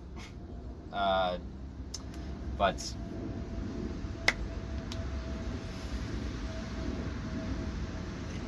I'm not saying that there isn't that too, but what I'm saying is they genuinely did try to make something that they were proud of and genuinely enjoyed and thought others might enjoy out of what they did. Yes, not denying that. But in terms of their success, them being promoted to celebrity status, this being fed this mass amalgamation of wealth, funneling high amounts of profit, for the views that they got, the subscribers they gained, mass traction and pushing by the algorithm system, for basically working as advertisement for their channels to their will, or their YouTube corporate representatives that they have. In relation to that, they didn't work for this opportunistic ideal. Well, they might have tried to if they had more of a loose capitalist belief, or external individualist belief. In terms of reality, they didn't make it. I don't have another word for it. They didn't make it into the limelight. They didn't make it into celebrity, to this celebrity status, to this mass millionaire wealth. They didn't make it. And this doesn't just go for YouTube. This goes for mass Hollywood film production, video game industry production, for actors, for writers, for directors, for television production, for you name it, theatrical play actors who are very well received, musicians in the mass music industry, in the alternative rock industry, and hip-hop and rap industry, especially in the 1990s when it was starting to get more traction in the mainstream, and then whatever else.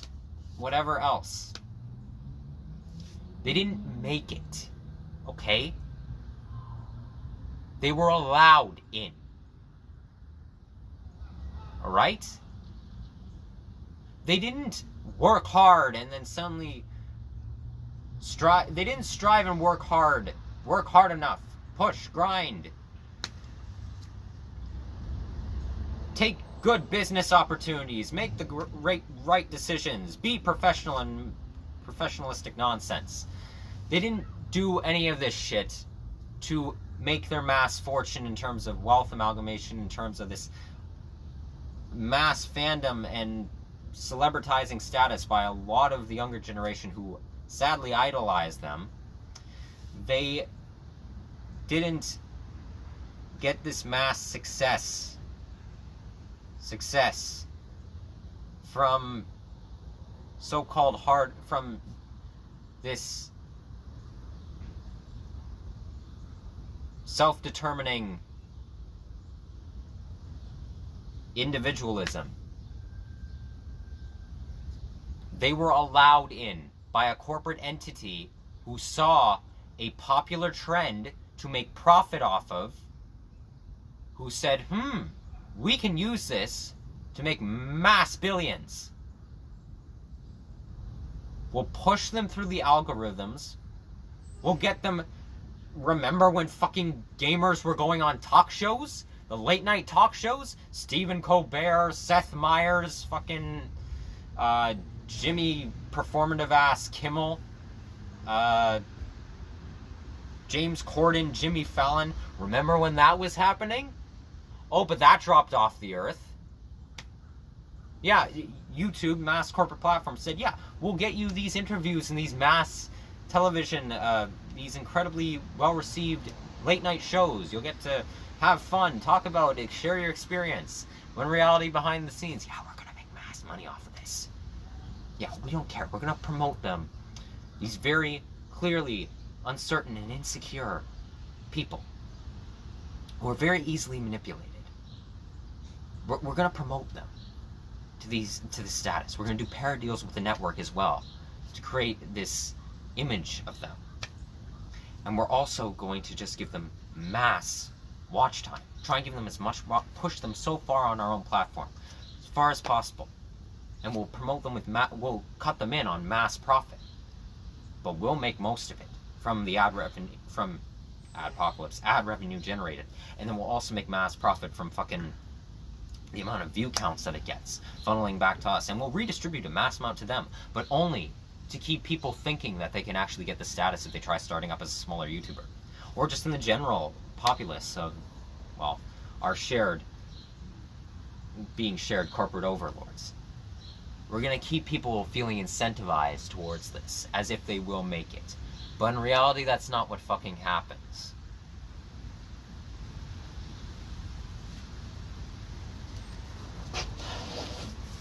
You're not some self-determining almighty God.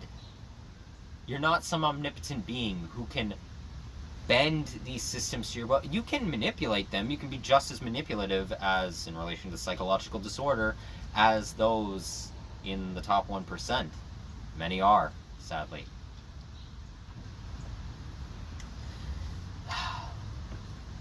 But you work in this pseudo-collectivism. There's another contradiction. I'll bring that up in just a second, but you work under these people who see something that they like.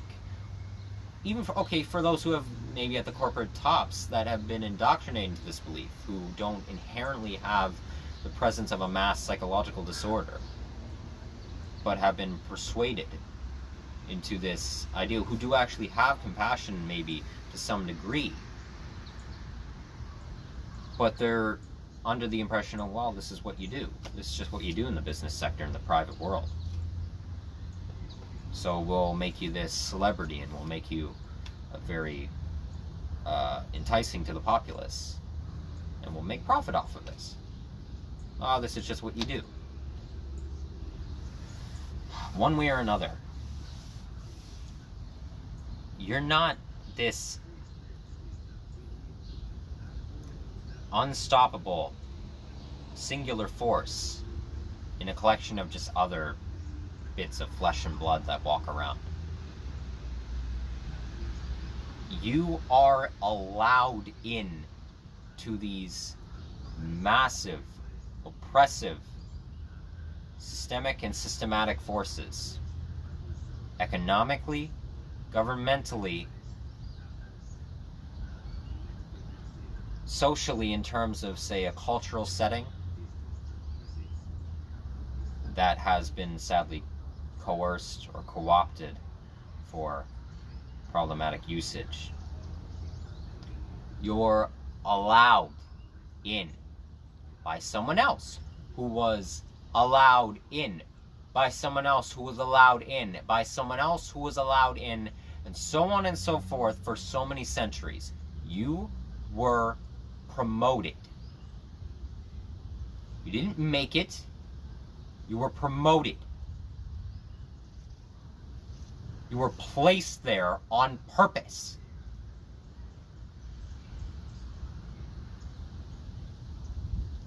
And I have no spite towards any of the people I mentioned as YouTubers. Still think they have many, the ones who I genuinely am fans of, they have many great ideals. They do, despite their cognitive dissidences.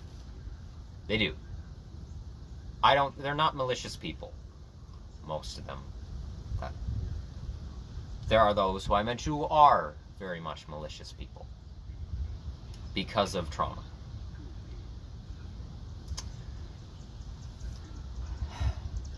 But I don't hold any spite against them. But now I think here's the sad thing. My generation, back to how this affected my generation, those growing up in the digital age. I think a lot of people are subtly, cognitively starting to realize something. Because I'm seeing, how many of you can scroll through YouTube and you'll see doomer playlists and old nostalgic videos of Minecraft music and liminal space shots. I love liminal space photography, the aesthetic of liminal space and the idea behind it, but that's the thing. There's a reason for that. I won't really talk about it here, but whatever. How many of you see this very almost romanticizing, as I've said, these romanticizing, or just not romanticizing, that's too harsh for that. These consoling, these very,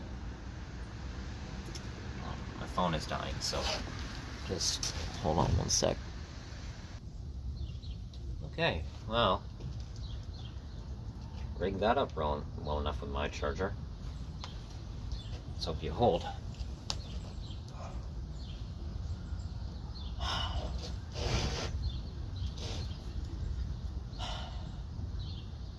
Anyway, how many of you have seen on your own feed, whatever online platform you use, Instagram, 4chan, I don't, actually 4chan, I don't know if 4chan has a feed, Amino,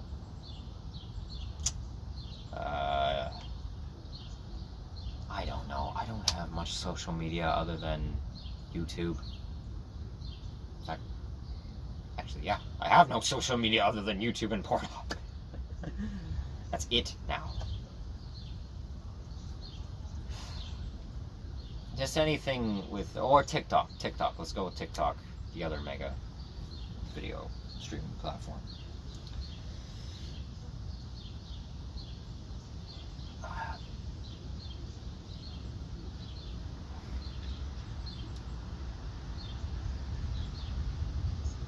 How many of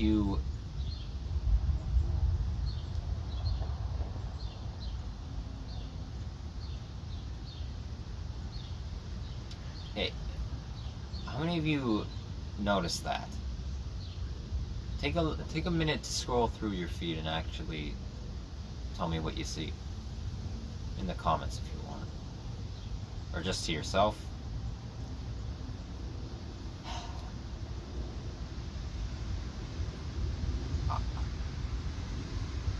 I think I've noticed in terms of psychosociology, I've noticed something in terms of my sociological observations in relation to my generation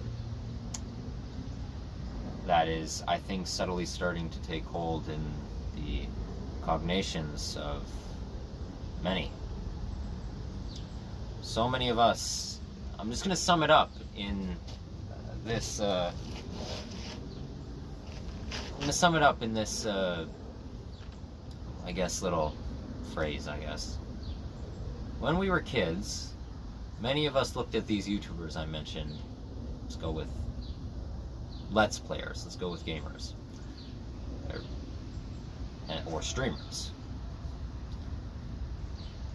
Well, more YouTube live stream before Twitch and all the rest came about in popularity. We used to look at these people, these Let's Players, and say, whoa! No, not whoa. We would say, oh my god, they got rich and famous off of just sitting in their rooms and playing video games. Now, as adults,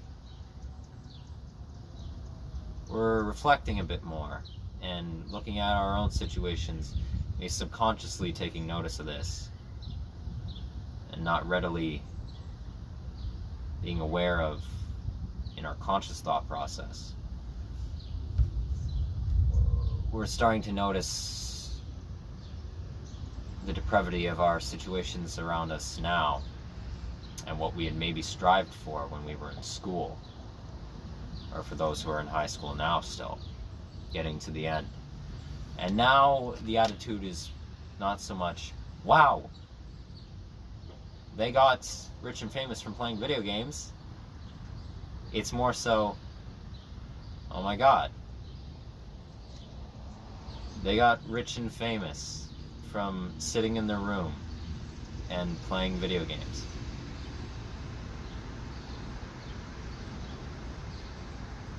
Nothing wrong with sitting in your room playing video games at all. It's fantastic. It's an incredible pastime as far as I'm concerned, done right. Not done for absolvement of loneliness or depression, or to the point of video game addiction for said purposes, as a dopamine uptick inhibitor, as a distracting force for problematic amounts of escapism.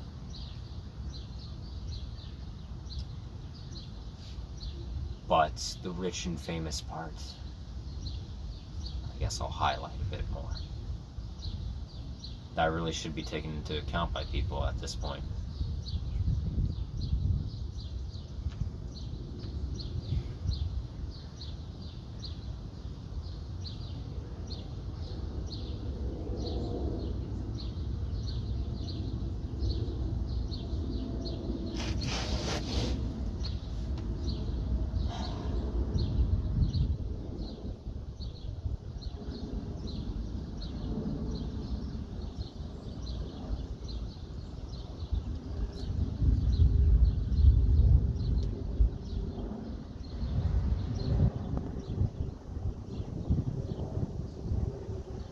And to those who are in the mega media entertainment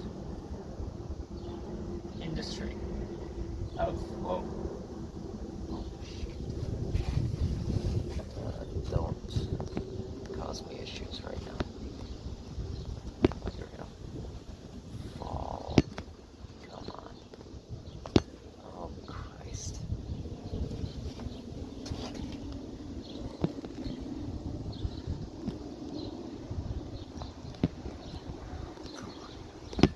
Just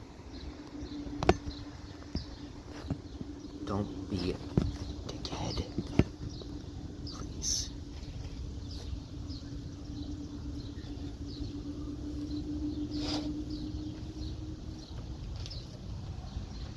For those of you in the corporate entertainment world who made art, fantastic art, fantastically structured stories and worlds and representations of ideals that many of us had held or felt, and you crafted, well,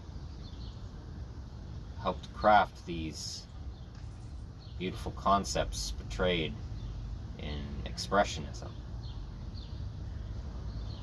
who didn't give two damns, who were histrionic beyond belief and egotistical and only cared about profitization off of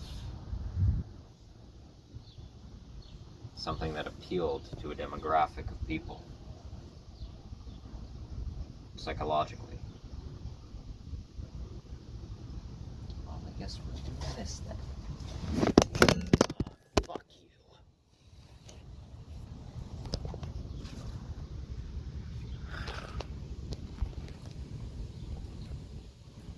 Hold on. Alright, this angle's gonna have to do for now. To those of you who did that,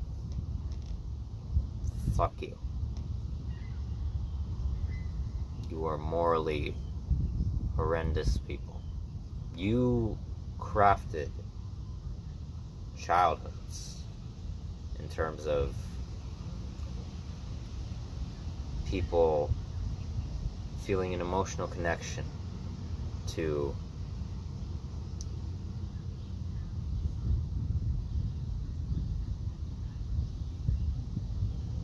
creative pieces of art. Whether it be movies, video games, books, comic books, music, shows, web series, theatrical musicals, plays, pornography. Yes, I'm counting sexual entertainment in this.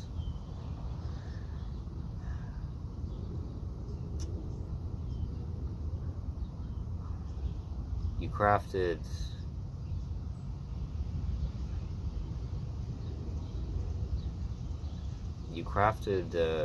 something that people believed in, something that they saw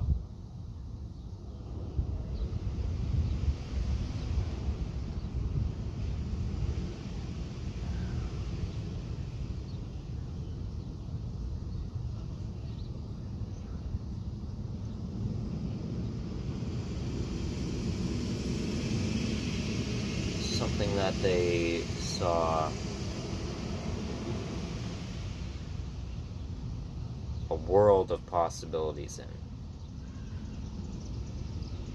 a world of intrigue, something that wasn't dull, that wasn't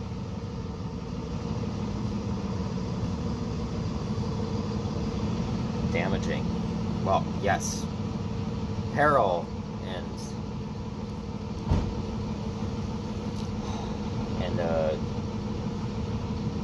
threats and some amount of, well, obstacles in the story or whatever they're representing potentially.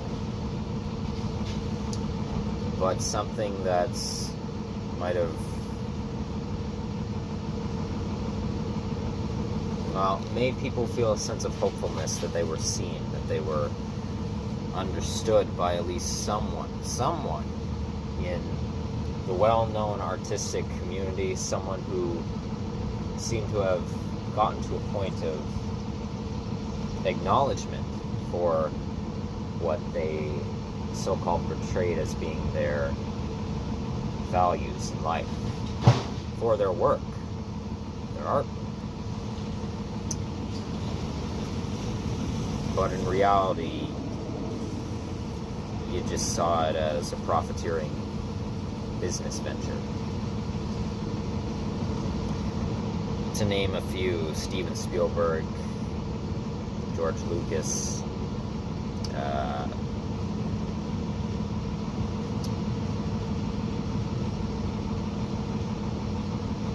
I wasn't a fan of his stuff really, but James Cameron, I guess, would be included in that.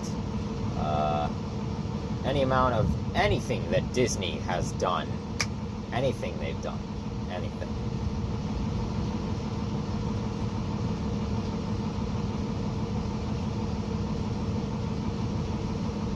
You know, you never actually really cared. You cared about making mass profit. All of you are billionaires beyond belief. And there is, as far as I'm concerned, following in the golden rule of leftists, there is no such thing as an accidental billionaire, and there's no such thing as an ethical billionaire. Or, as far as I'm concerned, larger millionaire, there's no such thing as an ethical high amount of wealth.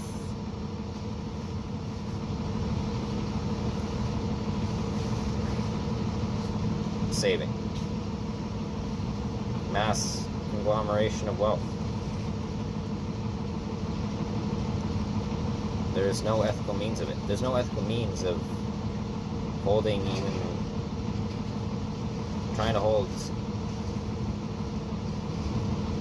purposely trying to hold some amount of a higher net income than someone of a lower class in terms of this unempathic care for, or any amount of resources. If there wasn't a trade currency amalgamating mass materials for your own usage over someone else and putting this monopolistic and superiorizing control over them in terms of privatization and policy making, there's no ethical way of doing that, at least as far as my morality goes.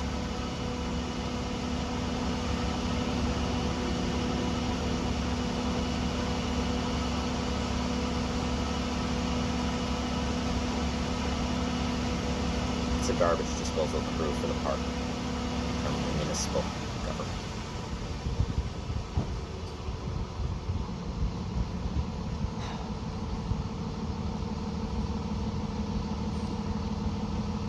I think now I'll just list some things that have happened to me recently that are both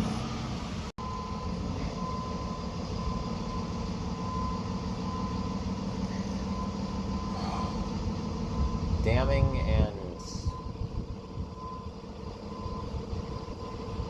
some amount of hopefulness still.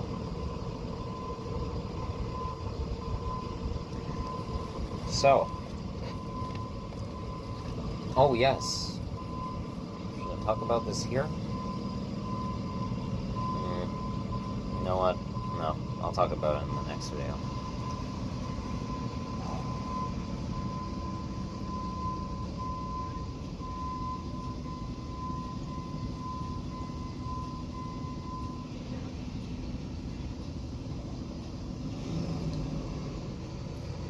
Yesterday, I was down at the main shopping mall center for the Anjou district here in Montreal,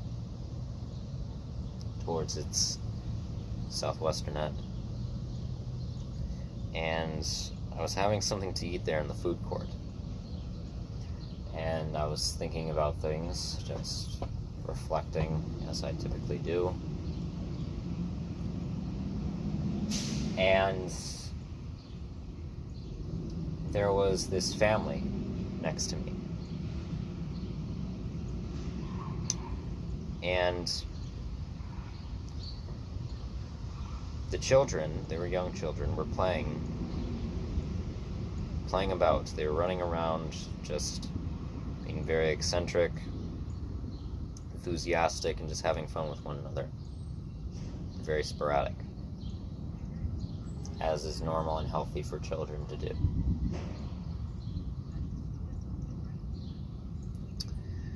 And the parents, one of them was being very passive and just, they were very unresponsive to the whole situation. They just were very closed off, it seemed, and just very reserved.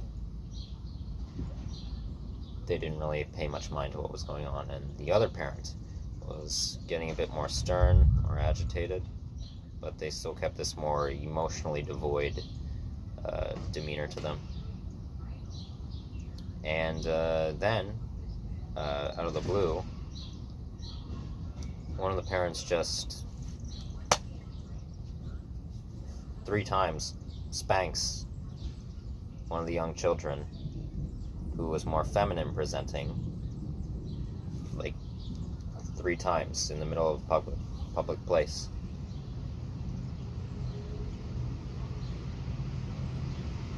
And just, they were speaking in a Creole form, I believe, of Quebecois French. Mixture of Quebecois French and different vernacular. And just, they said something else in an agitated voice. And the child was very much shocked. You could tell that they felt very violated, as spanking does. And right then and there, I wanted to get up and say to them, don't do that. Ever. That's a horrendous parental tactic, and you're going to traumatize your child by doing that. I was ready to say that. First, I would ask, do they speak English, obviously? And if they didn't, I obviously wouldn't have known to verbally communicate with them. I would have gone as far to point at their kid, go like that, and go, don't. Not in any sort of patronizing way. Or at least some, you know what I mean. But I froze again and didn't.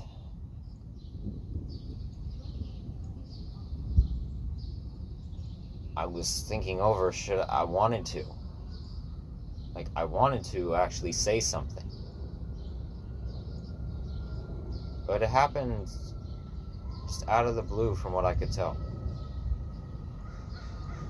Compared to what I've been used to in those situations. And I didn't react.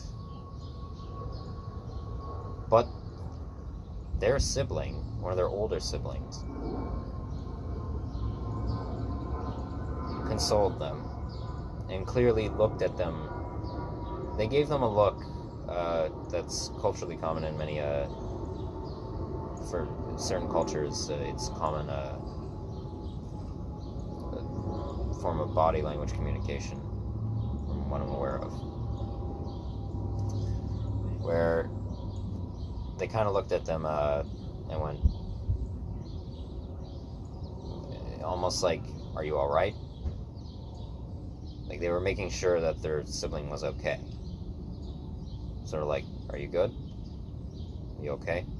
I know that didn't obviously feel nice. You okay? And then the family got up from where they were at the food court and went to another part of the mall.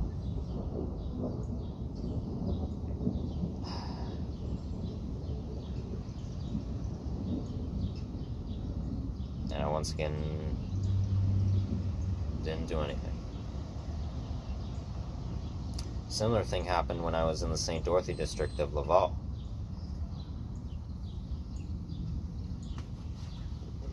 So there was a child kicking and screaming outside of the public library when I was there one day redrawing my diagrams.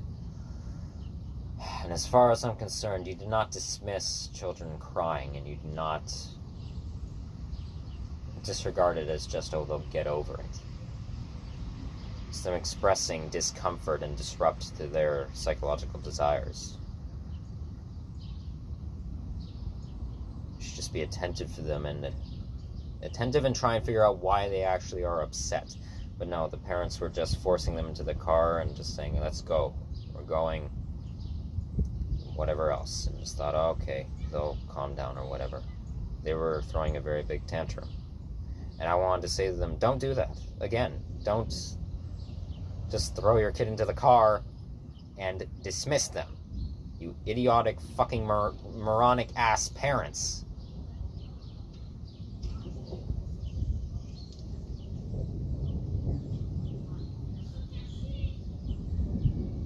And I didn't. I once again froze up.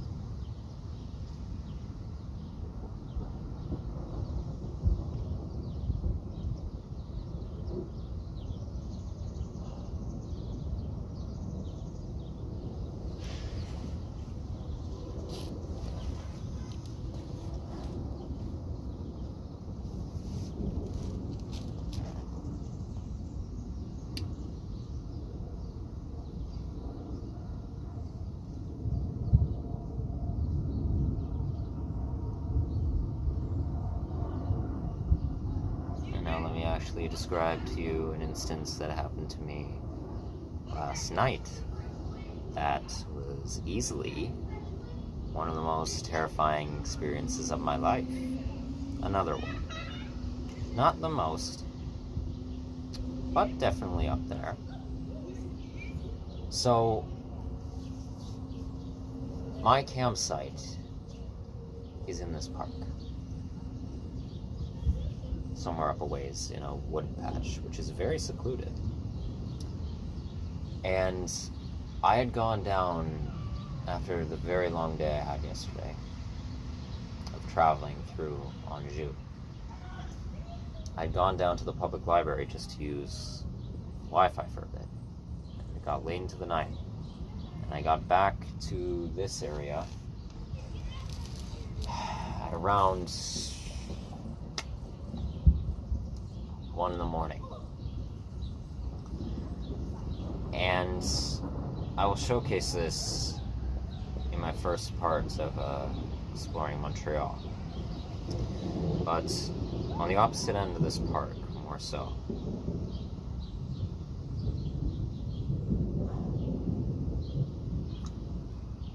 is a highly impoverished to lower income area, which also very clearly has a high crime rate.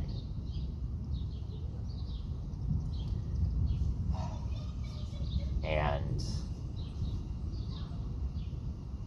it was dark, and I had gone through the main, what I guess would be the main tourist area of one of the neighborhoods around here, called Chemont, which clearly the city has only put any amount of funding into in terms of its infrastructure to try and drum up tourism. That's just this flashy display, and for some amount of pseudo-segregation.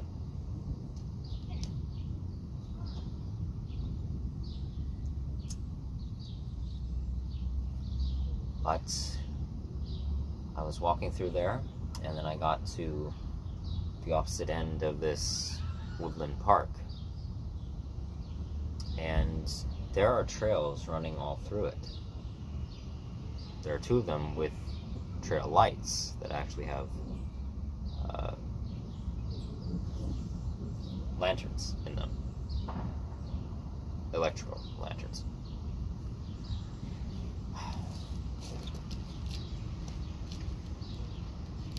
And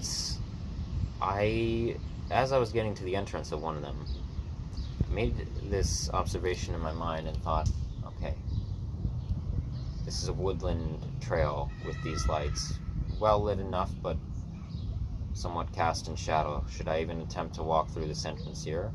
I know how this can go, especially in a city with a reputation like Montreal, and just sadly these situations that arise because of depravity, muggings, stabbings, shootings in parks. Should I even attempt to enter here? And I was walking close to it, and then I immediately heard rustling from this area that in the daytime I knew there were benches by at the entrance that was cast in complete darkness, and I was like, nope, okay, I'm walking back to the road, which was right there, and it had sparse but well enough traffic coming up and down it. But I made sure to walk in the middle of the oncoming lane and just move whenever there were cars. Which, pro tip, if you're ever in an area that's more unsavory in terms of violence or crime rate at night and has some amount of lighting on the streets, walk in the middle of the road when there's no cars. Walk on the road. Don't walk on the sidewalks. Anyway.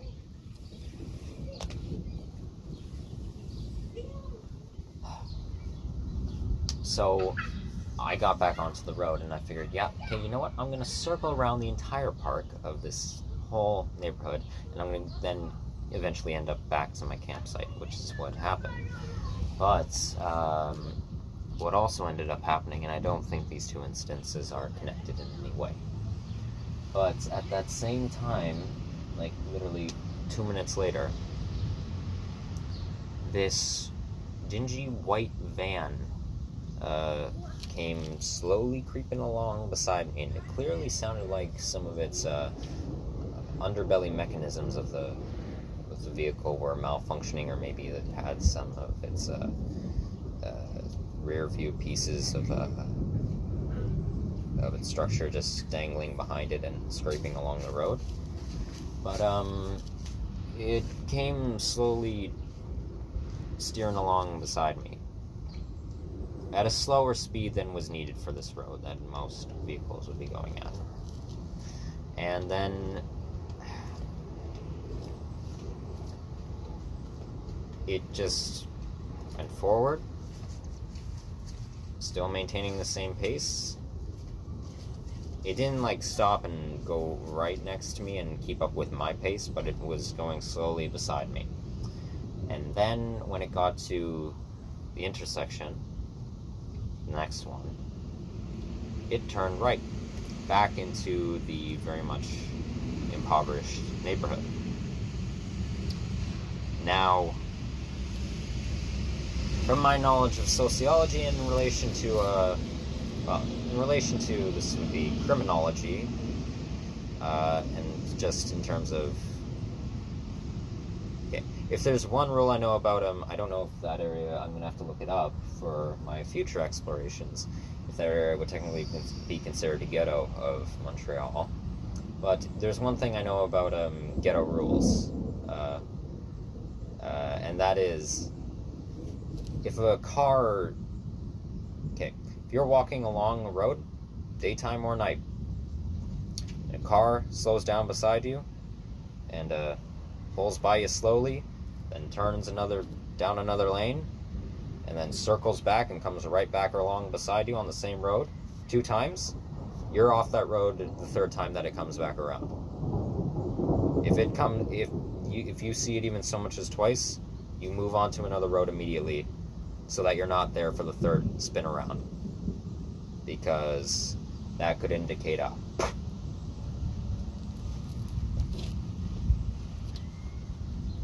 so I immediately did that, not even after 2 times, because I saw that they made a right turn, and that went to obviously other roads that could easily take them back onto the road that I was on from behind me. So I was like, yep, we're going the same route I was going to take, getting off this road and walking as fast as you can without running or bolting it to draw any unneeded attention. We're going down this opposite road. And I was just walking at I was walking at more of a speed walk pace. And it was a desolate road. It was well lit, but desolate. It was actually this road right here behind me. And so I just kept walking. But what then scared the living shit out of me, about maybe 6 or 7 minutes later, I heard the same scraping of, or seeming like scraping of some amount of the mechanisms under the car again from behind me. And I slightly looked, and yep, it was the white van again, and it was going its same slow pace. It went beside me, slow, and I didn't even make eye contact with it, with the driver or anyone, if there was anyone else in the car. And then it just continued going down this road, and once I actually got to this next intersection over here at the corner, I just sort of paused to wait to see where it was turning, and I think it made another right turn down to a different major roadway. And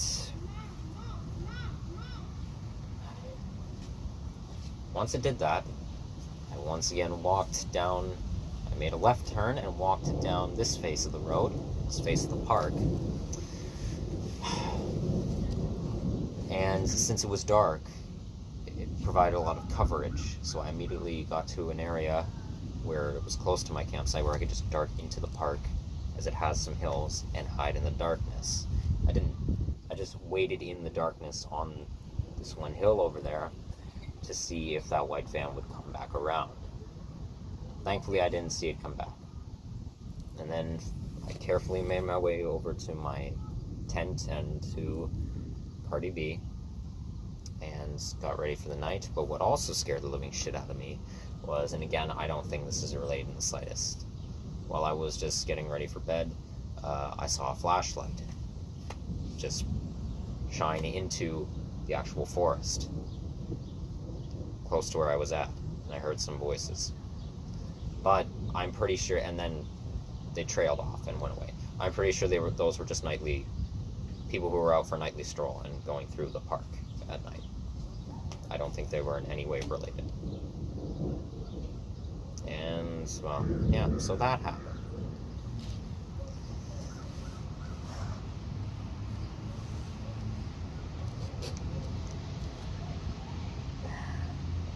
But, in terms of recent events that are more positive, I guess, happened, that give me some amount of hopefulness.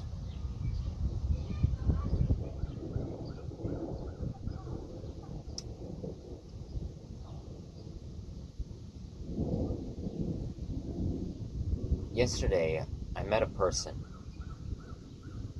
very impoverished person, who was a musician, playing in a subway station. Yesterday was the first time I actually entered, well, not counting the one branch of it in Laval in the southern half, in terms of being on Montreal Island. Yesterday was the first time I entered the Montreal subway system. I didn't ride the train, just walked through it. I met a person who was playing what appeared to be, is a traditional, I believe, Chinese violin. Or maybe it's a Mongolian violin. One of the two. It's an Eastern Asian violin that it seems like to some degree they rigged up themselves. They were playing along to music on their phone. Chinese cultural music. And it was incredibly beautiful. They were beyond skilled at it. And so, I tried my best, but inevitably ended up having to take it out of my own funds. I tried asking people around the area if I could borrow some money. I was saying it was for expenses of mine I needed to cover, but technically, well, the expenses I count of, well, again, a free concert at that point. But I took an amount out of my savings, inevitably, I won't say how much at the moment. Gave it to them, and they were incredibly thankful, and they said, "Oh no, this is too much. Don't need to give me this much." But I said, "Well, no, you keep it. It should be given to you." And I asked for their name, and I got to know them a bit, talking to them. And I asked, "Are you going to be back here maybe around July 5th? They said maybe they could be around here. And I asked if they wanted to do an interview, similar to my interview with musician Sean Ferguson, the guitarist, in Toronto before I left the city a year ago. And they were like, "All right, I'm happy to do that." So hopefully if I find them again, that'll be on this channel soon. So I want to give them exposure to some degree, and so that people could actually know where they are and go see them.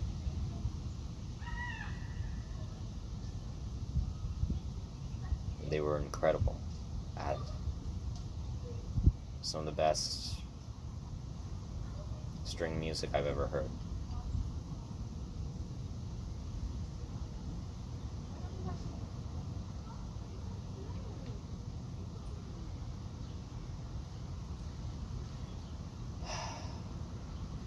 So that was a positive. recently. Another positive on the same day. Whilst I was in the area asking around for money, just also to see if anyone would just give it to me for me asking. I wasn't begging. I was just asking, do you have some amount? And when they said they didn't or that they couldn't, I said that's alright. But, well, I went into a restaurant and asked one of the chefs if they had any amount of cash to spare. But they told me, unfortunately, I can't give you any physical cash or money. If you need food, you can eat. You eat here for free. I will provide you food, but unfortunately, I can't give you any expenses. So, they were willing to provide me, at least for that day, free food and eat a meal without having to pay free of charge. So that's another positive.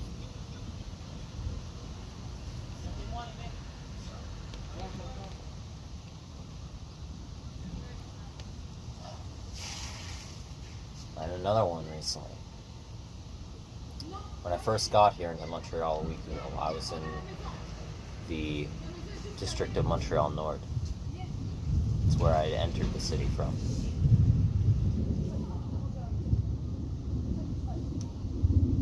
And, well, I had stayed for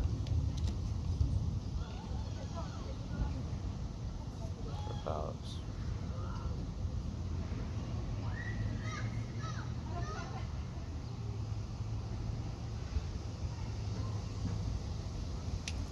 stayed for about 4 days in the area and explored around. And in this one heavily suppressed and gentrified community,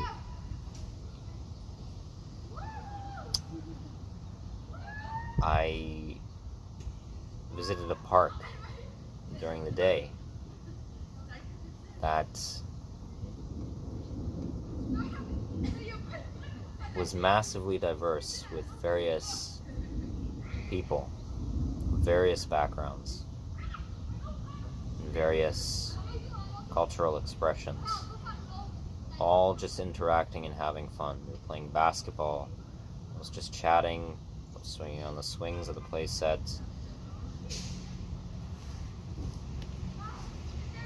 Those talking whilst on their phones, and just all people just interacting.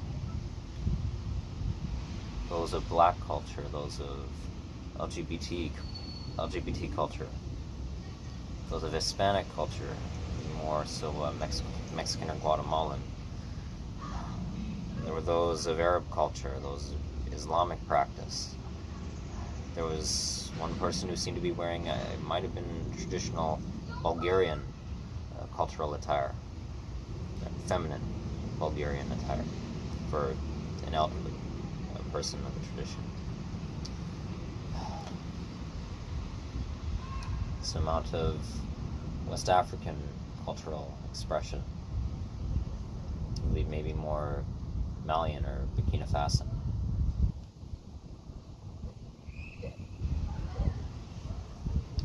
Various different age ranges, white cultural expression as well, and Quebecois cultural attire, Anglo-Saxon.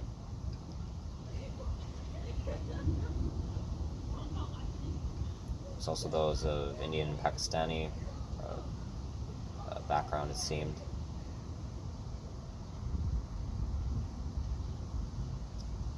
It was all just one small little melting pot. Just this one corner of the city in a highly impoverished area.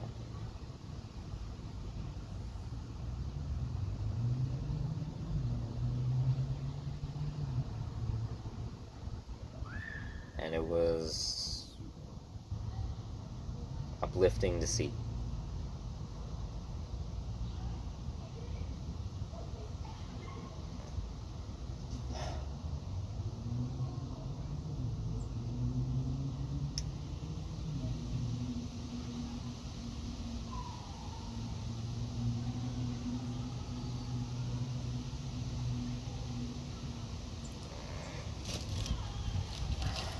And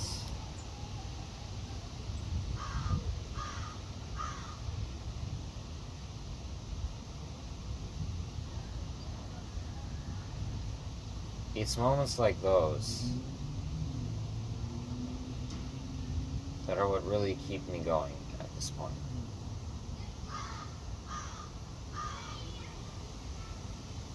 Most of my days are filled with exploration, eating, charging my devices, or if I'm in Wi-Fi, just research online, or just watching various content, sleeping. And then I repeat, more exploring, walking around the areas, maybe trying to call a few people here and there, and that's it. That's really all anyone does, on just a general basis. But, okay. Now I'm going to say this, you know what, okay, to end off this video, I will say this. In terms of my conscious mind right now, I have been feeling so lonely.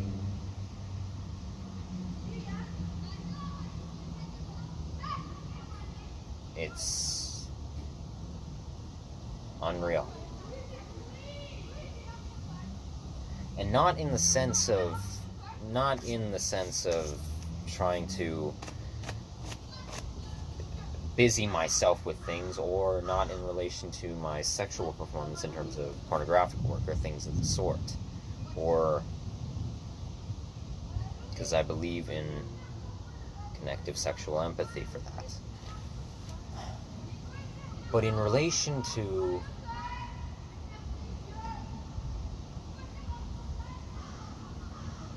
my scientific proposals, because here's what I'm convinced of now. I believe in a majority of the theories I proposed. Not all of them I am completely concrete on in terms of my certainty, but I wholeheartedly believe most of them. Especially the main ones that I've talked about.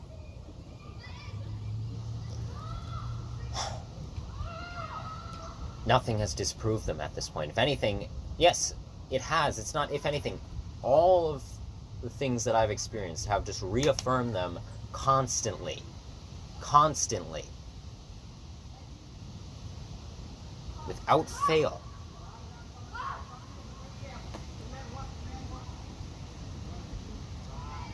The 5 inherent human desires: interactive loneliness, biologic thanatophobia, subconscious optimism, purposely stupefied systemic education for elitist authority, purposely falsified religious solidarity for elitist authority, globalized social paranoia, suicidal actualization and suicidal confirmation in the trigger, the unempathic/unsympathetic cycle of conflict, the paradox of pessimism, the paradox of existence,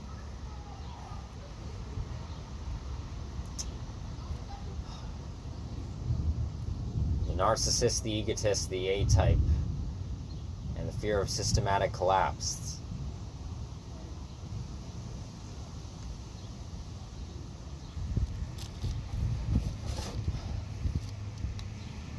The ripple perspective, the life story perspective.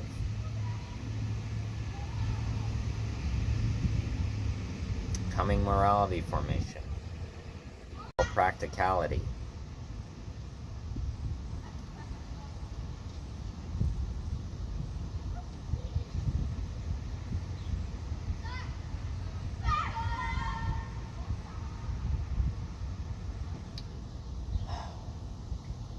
the dilemma of representative interpretive art and unintentional interpretations, and all the rest, for the most part.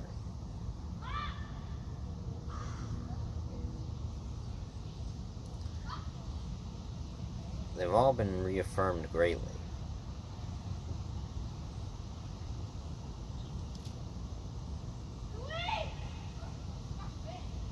And I know, and this is narcissistic of me, but I don't abide.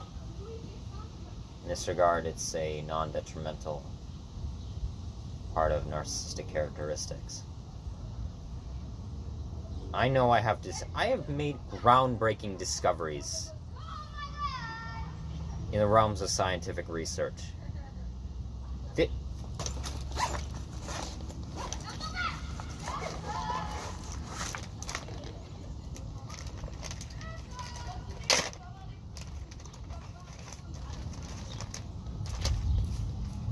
This shit and all the rest in those videos, and what I've been trying now to continuously type out.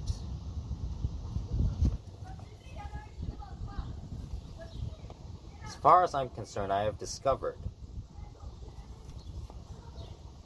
or in some regards further outlined, from inspiration from previous researchers in the past, which obviously is what I've gone off of, the essence of human nature itself.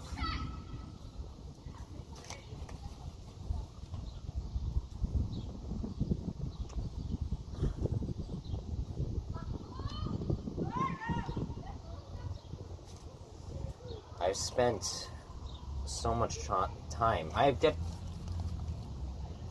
Take a good look at it, for fuck's sake, and in the communities tab. Any of you who give a single shit. This.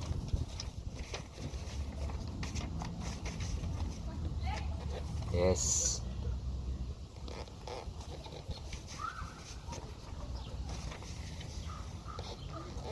This.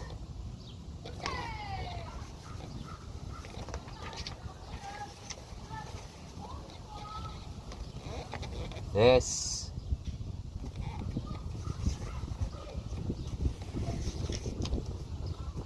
That. Especially all of you. This one. Most of you could fucking benefit from this. Especially.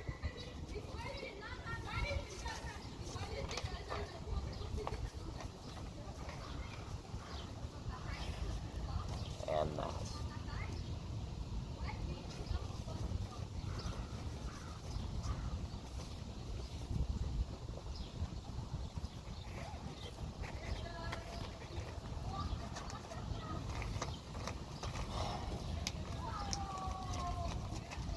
Keep them in this Ziploc so that they don't get destroyed by water, like they somewhat did in Laval. Luckily, I was able to repair them. Well, my original ones, you know, before they were stolen.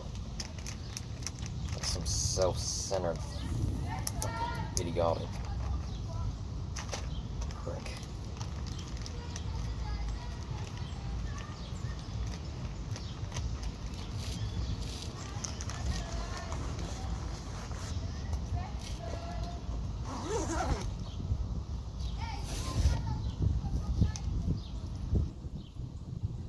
These are some of the most intricate and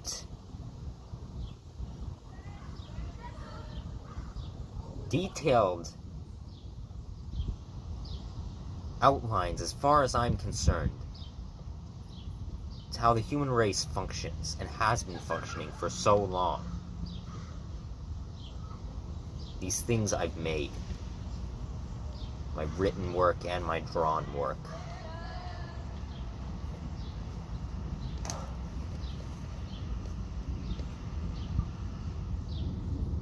And every time I try to explain this to people almost no one either understands, because they don't have enough knowledge in these various realms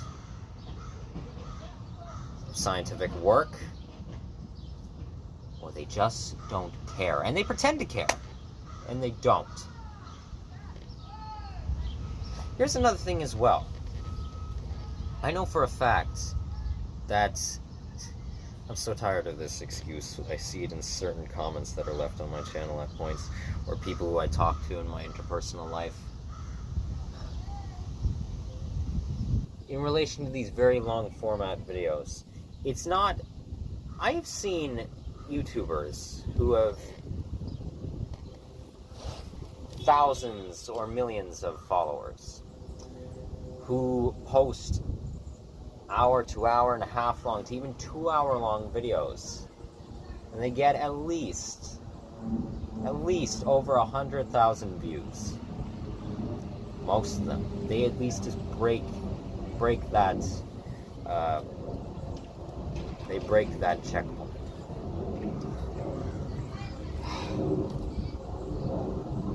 And mine get like 25, 30, 15, 7. Even though right now I have a following of at least 150 users. Again, well, I had 151, but someone left to that person as usual. Thank you for being subscribed when you were. Sorry that the content didn't match what you were looking for. Hope you find it somewhere else. And to that person though, I am glad that you left if you didn't enjoy the content and you didn't care about the content. I'm glad you left. I'm glad about that. Grateful for your time being here. If you thought you might have had some interest, but when you realized you didn't, you left. Good on you. The reason that people claim that they can't sit down and watch these 3 hour long videos is not because they don't have the time. As if I actually counted how much time you waste scrolling through fucking TikTok or the rest of YouTube or Instagram, or just sat around in front of the TV or on your computer. You would have wasted at least 6 hours or 7 hours. It's not a lack of attention span. It's not a lack of time availability. It's a lack of care. You don't care. Just admit that you don't care.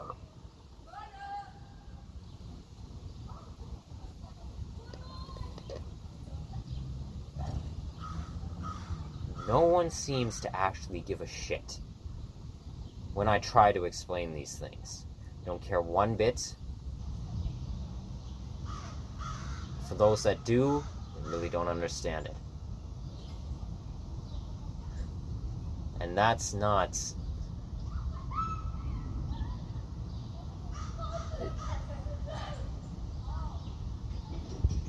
These are some of the... These things could be the most beneficial things to humanity as far as I'm concerned. My theories, my implementations. These are some of the most crucial and vital additions in the modern world as far as I'm concerned to science as a whole.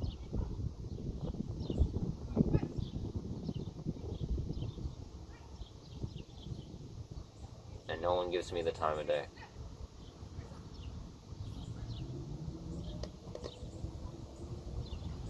And no, it is not...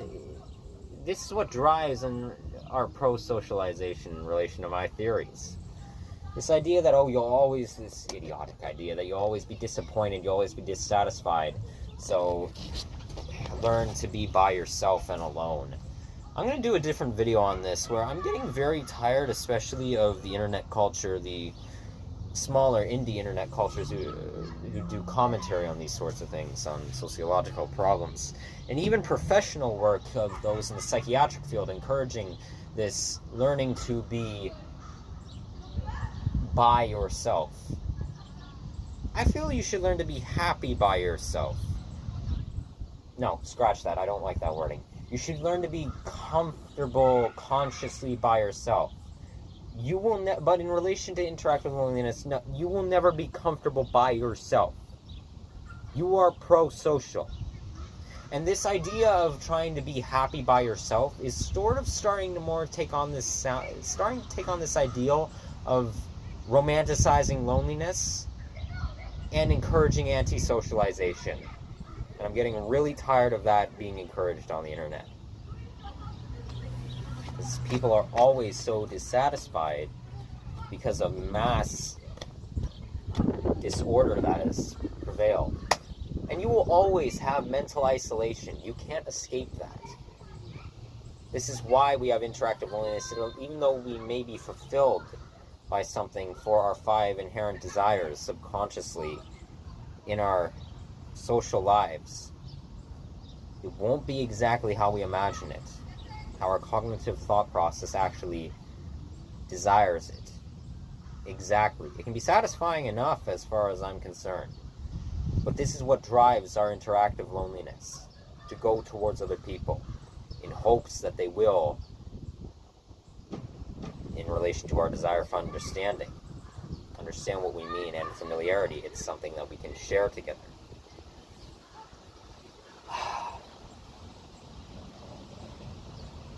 And even that's contradicting our subconscious desires. We want meaning to our lives. Even though, as far as I'm concerned, a nihilistic perspective, an optimistic nihilist, life is meaningless. There is no inherent point to the existence of anything in ontology. There's no greater purpose for anything, but we want it. We want control. We utilize our voice, we utilize our physical limbs, we put things into motion because we want to control something. We want to have this sector of control so that we can actually have some amount of feeling of authority and ability to determine the outcome of something. But we can't have that. Life is very unpredictable. It's very unpredictable. And then we want understanding. We want to be understood to the fullest extent. These feelings that we have for these wants and these other desires we have, and the 4 other desires. But it can never be exactly how we want it to be, this understanding which drives our pro-socialization. And we want uniqueness. We want to feel special. We want to feel actually different amongst the groups of people that we're involved with by projecting our own egos onto things. Forming our own identities and sense of self, and utilizing our own opinions, or we think our own opinions, to some degree, to actually feel as if we're a singular contributing member to this collective entity, the human race. But then we want familiarity. We want something similar to what we know. We want something that's common. We want something that's just generic amongst everything else. Something that we know, that we've been informed to know for many years. We've been comforted by knowing that this is a way that's been doing something in a way that's been present for many years of our lives. We want these 5 things, and they're all conflicting, but we want them still. And yet, in relation to our desire for uniqueness, having all these things, which we all do subconsciously in psychology, it makes us ununique. We're not unique. We all want inherently the same thing. I am an egalitarian on that level. Psychologically, I'm an egalitarian. We are all the same. We want the same things. It presents in different individualistic ways, but we want the same things. Meaning, control, understanding, uniqueness, and familiarity.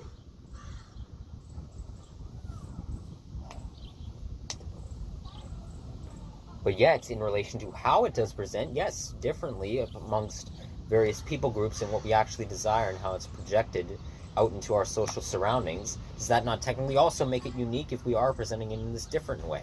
And it's this whole paradox again.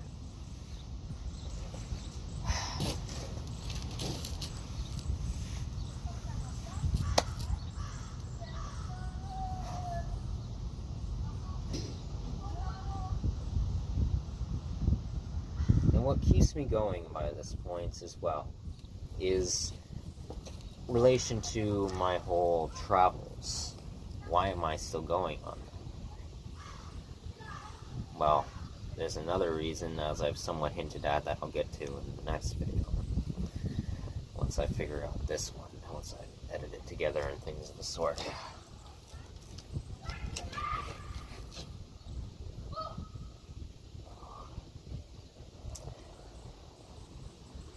Because I'm going to Iqaluit, Nunavut on this road route that I've mapped out. Right now in Montreal, next will be Longueuil, and the countryside again. St. Hyacinthe, Drummondville, Victoriaville. Hopefully, maybe I bypass those. Lévis, Quebec City for the winter. Then next spring, countryside, up to Labrador City, and to Iqaluit, Nunavut. Then international still, to 50 specific countries.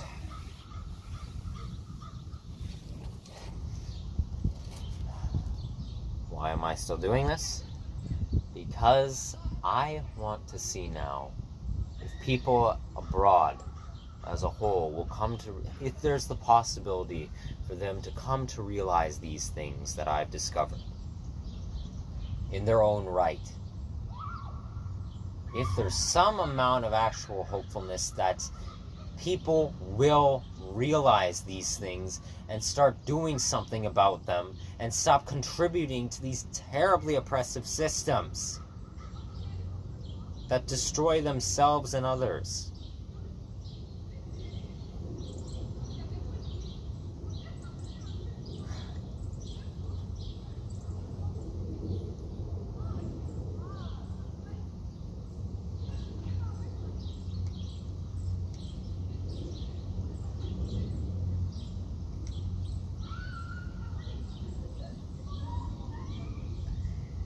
I want to see if people will realize it.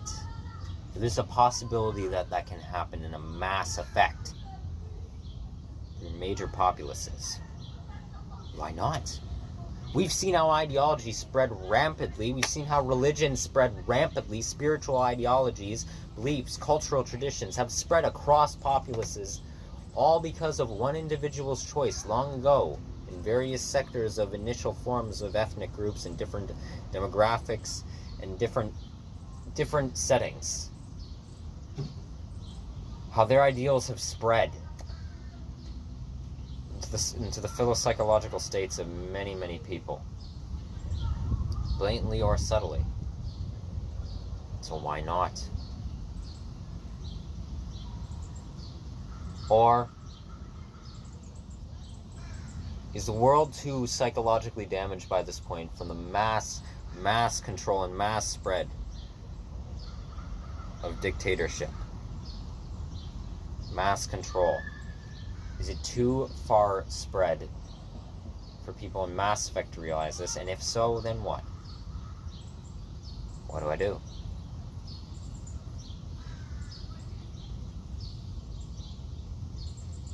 Is there really any point to keep actually trying to change things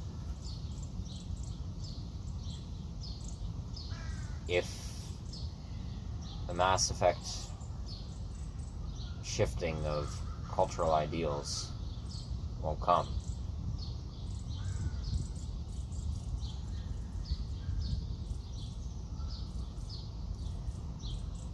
I'll end this with something that my neurologist told me. My pediatric neurologist, the last and only neurologist I ever had. It was the best doctor that I ever interacted with. When I was in my major suicidality phase of my life a year ago, and I had been visiting them at points for appointments, online and in person. My last interaction with them,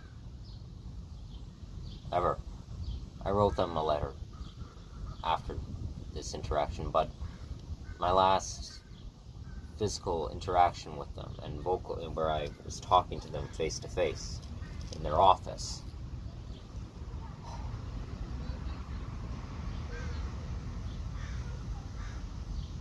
I got into a discussion about, again, my morality, how I was in the midst of a morality crisis, and how my life was completely in shambles, it felt like. My parents were very, very authoritative and very oppressive at the time. I was having mass disputes with them. I was seeing lack of reason or any sort of actual change or hopefulness in the communal settings around me.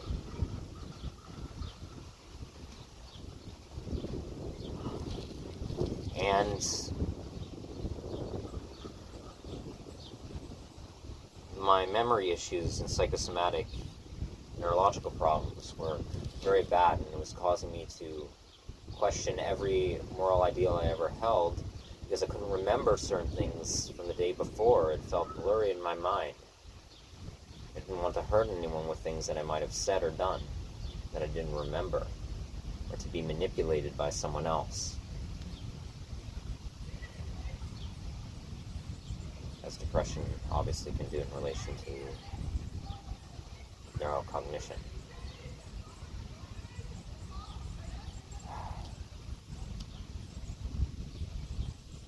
And they talk with me, we got into another philosophy talk about life as a whole, and even amongst all this stupid bullshit nonsense, that there is beauty to see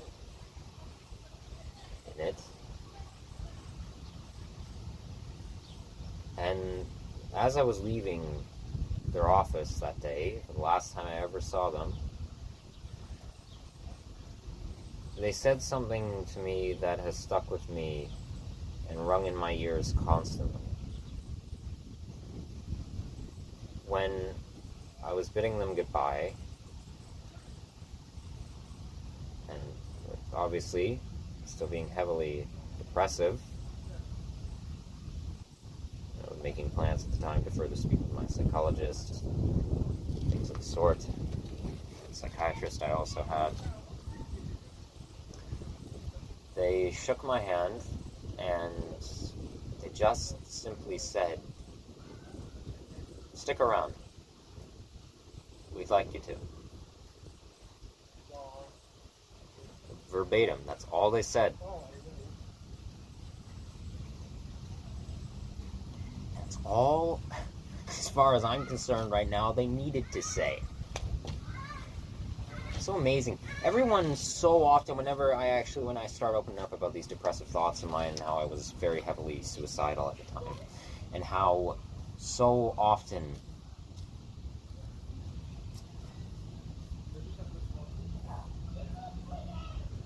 I was feeling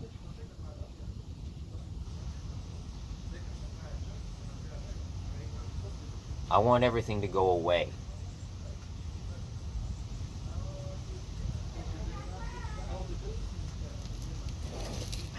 Everyone, whether out of performative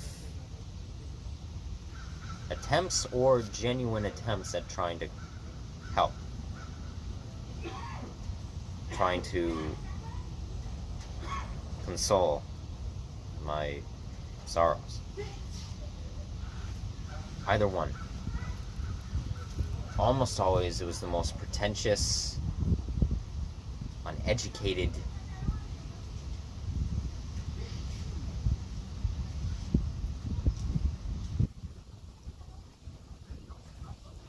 over-dramatic nonsense. People would try and come up with these very intricately worded, convoluted, trying to present meanings to life more than all of this that we do on a daily basis. They tried convincing me of reasons to stay. They tried speaking in fucking analogies. I hate with a passion people who just speak in fucking analogies.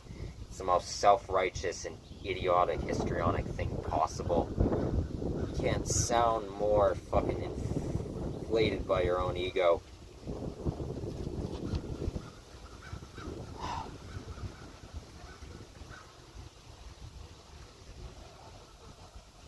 all these fucking people. And even when I left Toronto, when I was staying at the cottage with my stupid, idiotic extended family, who are a bunch of drunken morons. Half of them, I'm sure, are alcoholics. And also, not to mention their vast array of psychological disorder. Histrionic personality disorder, to mass degree narcissists as well. Egotists, for fuck's sake. Incredibly internally depressed. Many of them also probably have dissociative disorders, but oh my god. Just ripe idiots.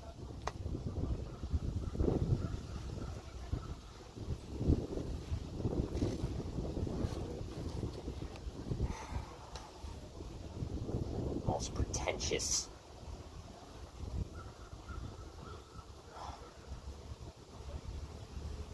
Over-dramatic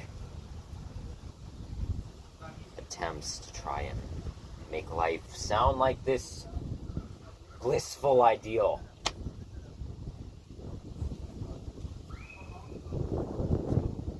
None of it ever helped. If any of you are fucking watching, none of it helped. Once.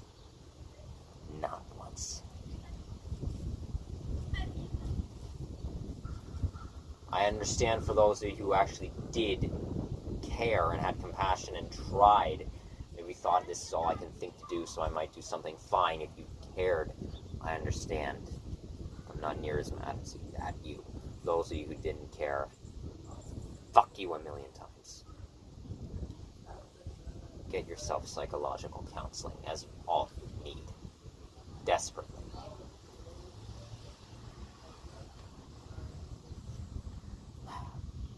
The only thing that genuinely helped was what my neurologist said. Stick around, we'd like you to. It didn't need to be anything more than that.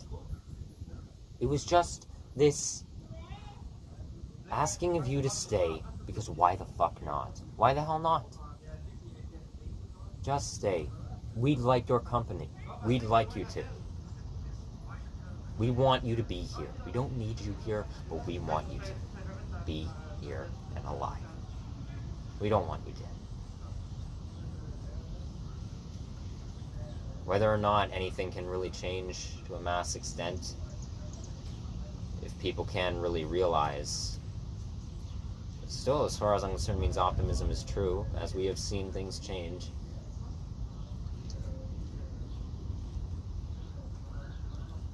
But to some degree, really only small extents. Still change nonetheless. But I'll talk about that in the next video.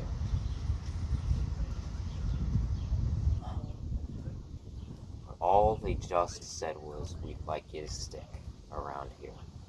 I don't mean in Toronto, in the GTA, whatever else. In the area, no, I mean in existence. Having your physical consciousness be preserved in your neurological state, the projection of consciousness still being able to function to your cerebrum, and all your personality traits, even the bad parts of it, I guess, things that I wanted to change and have tried to change.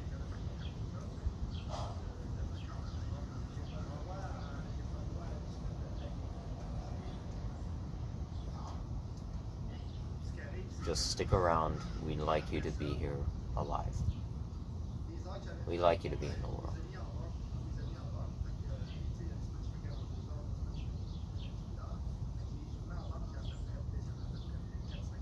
That's all it needed to be.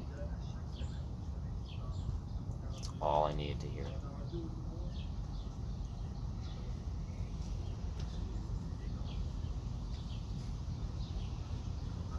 Recently, actually, in the last phone call I had with my psychologist, who I've shown my theories, a rough draft, my unfinished drafts of them, and my diagrams to. I recently went over with them. They're very, very happy. They actually understand and clearly take into account what I've drummed up in terms of research. It doesn't matter that I don't have a PhD. It's unneeded. It's pointless. And it's destructive and it's problematic in terms of systematic control.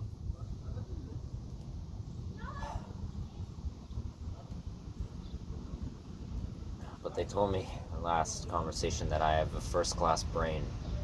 Please keep writing now.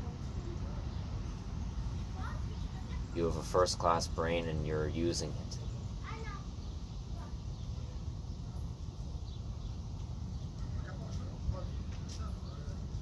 You're coming up with very, very incredible ideas.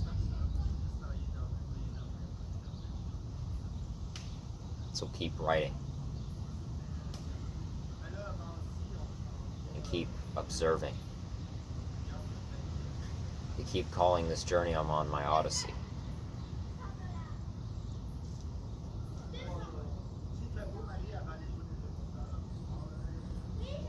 I guess it is.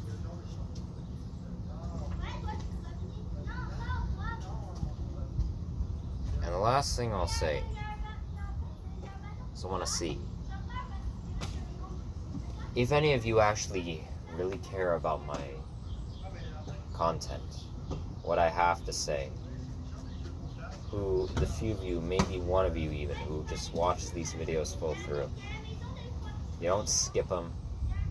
If you can't watch them all in one day, you watch half of it, or 30 minutes of it, and then you pick it up another day. If you do that,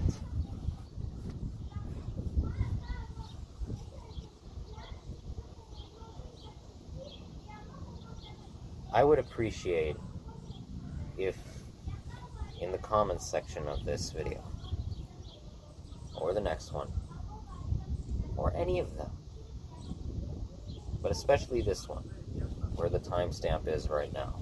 I'm not going to say yet. I'm not going to edit anything at the beginning to say where it is, because I want to test to see if people are actually here. Just type in the you don't need to type anything like, you don't need to type anything showing how much you care about my content in terms of how much you've learned from it, what it's maybe inspired you to do. You don't need to do any of that. Just type the words, I'm here. All you need to, I would love, don't need to, it's your choice. If you are actually, if you've made it this far in the video and you care about what I make here on this channel, or in terms of my sexual performance, and as being a sensualistic pornographer, care about my analytical neuroscience work, I proposed in psychology, philosophy, sociology, neurology, sexology, theology to some degree, metaphysics, ontology, all of it. If you care, please just type the words, I'm here. Just, I'm here. It's all you have to do. That would be, well, very appreciated. Wow. I think this video has gone on long enough, don't you?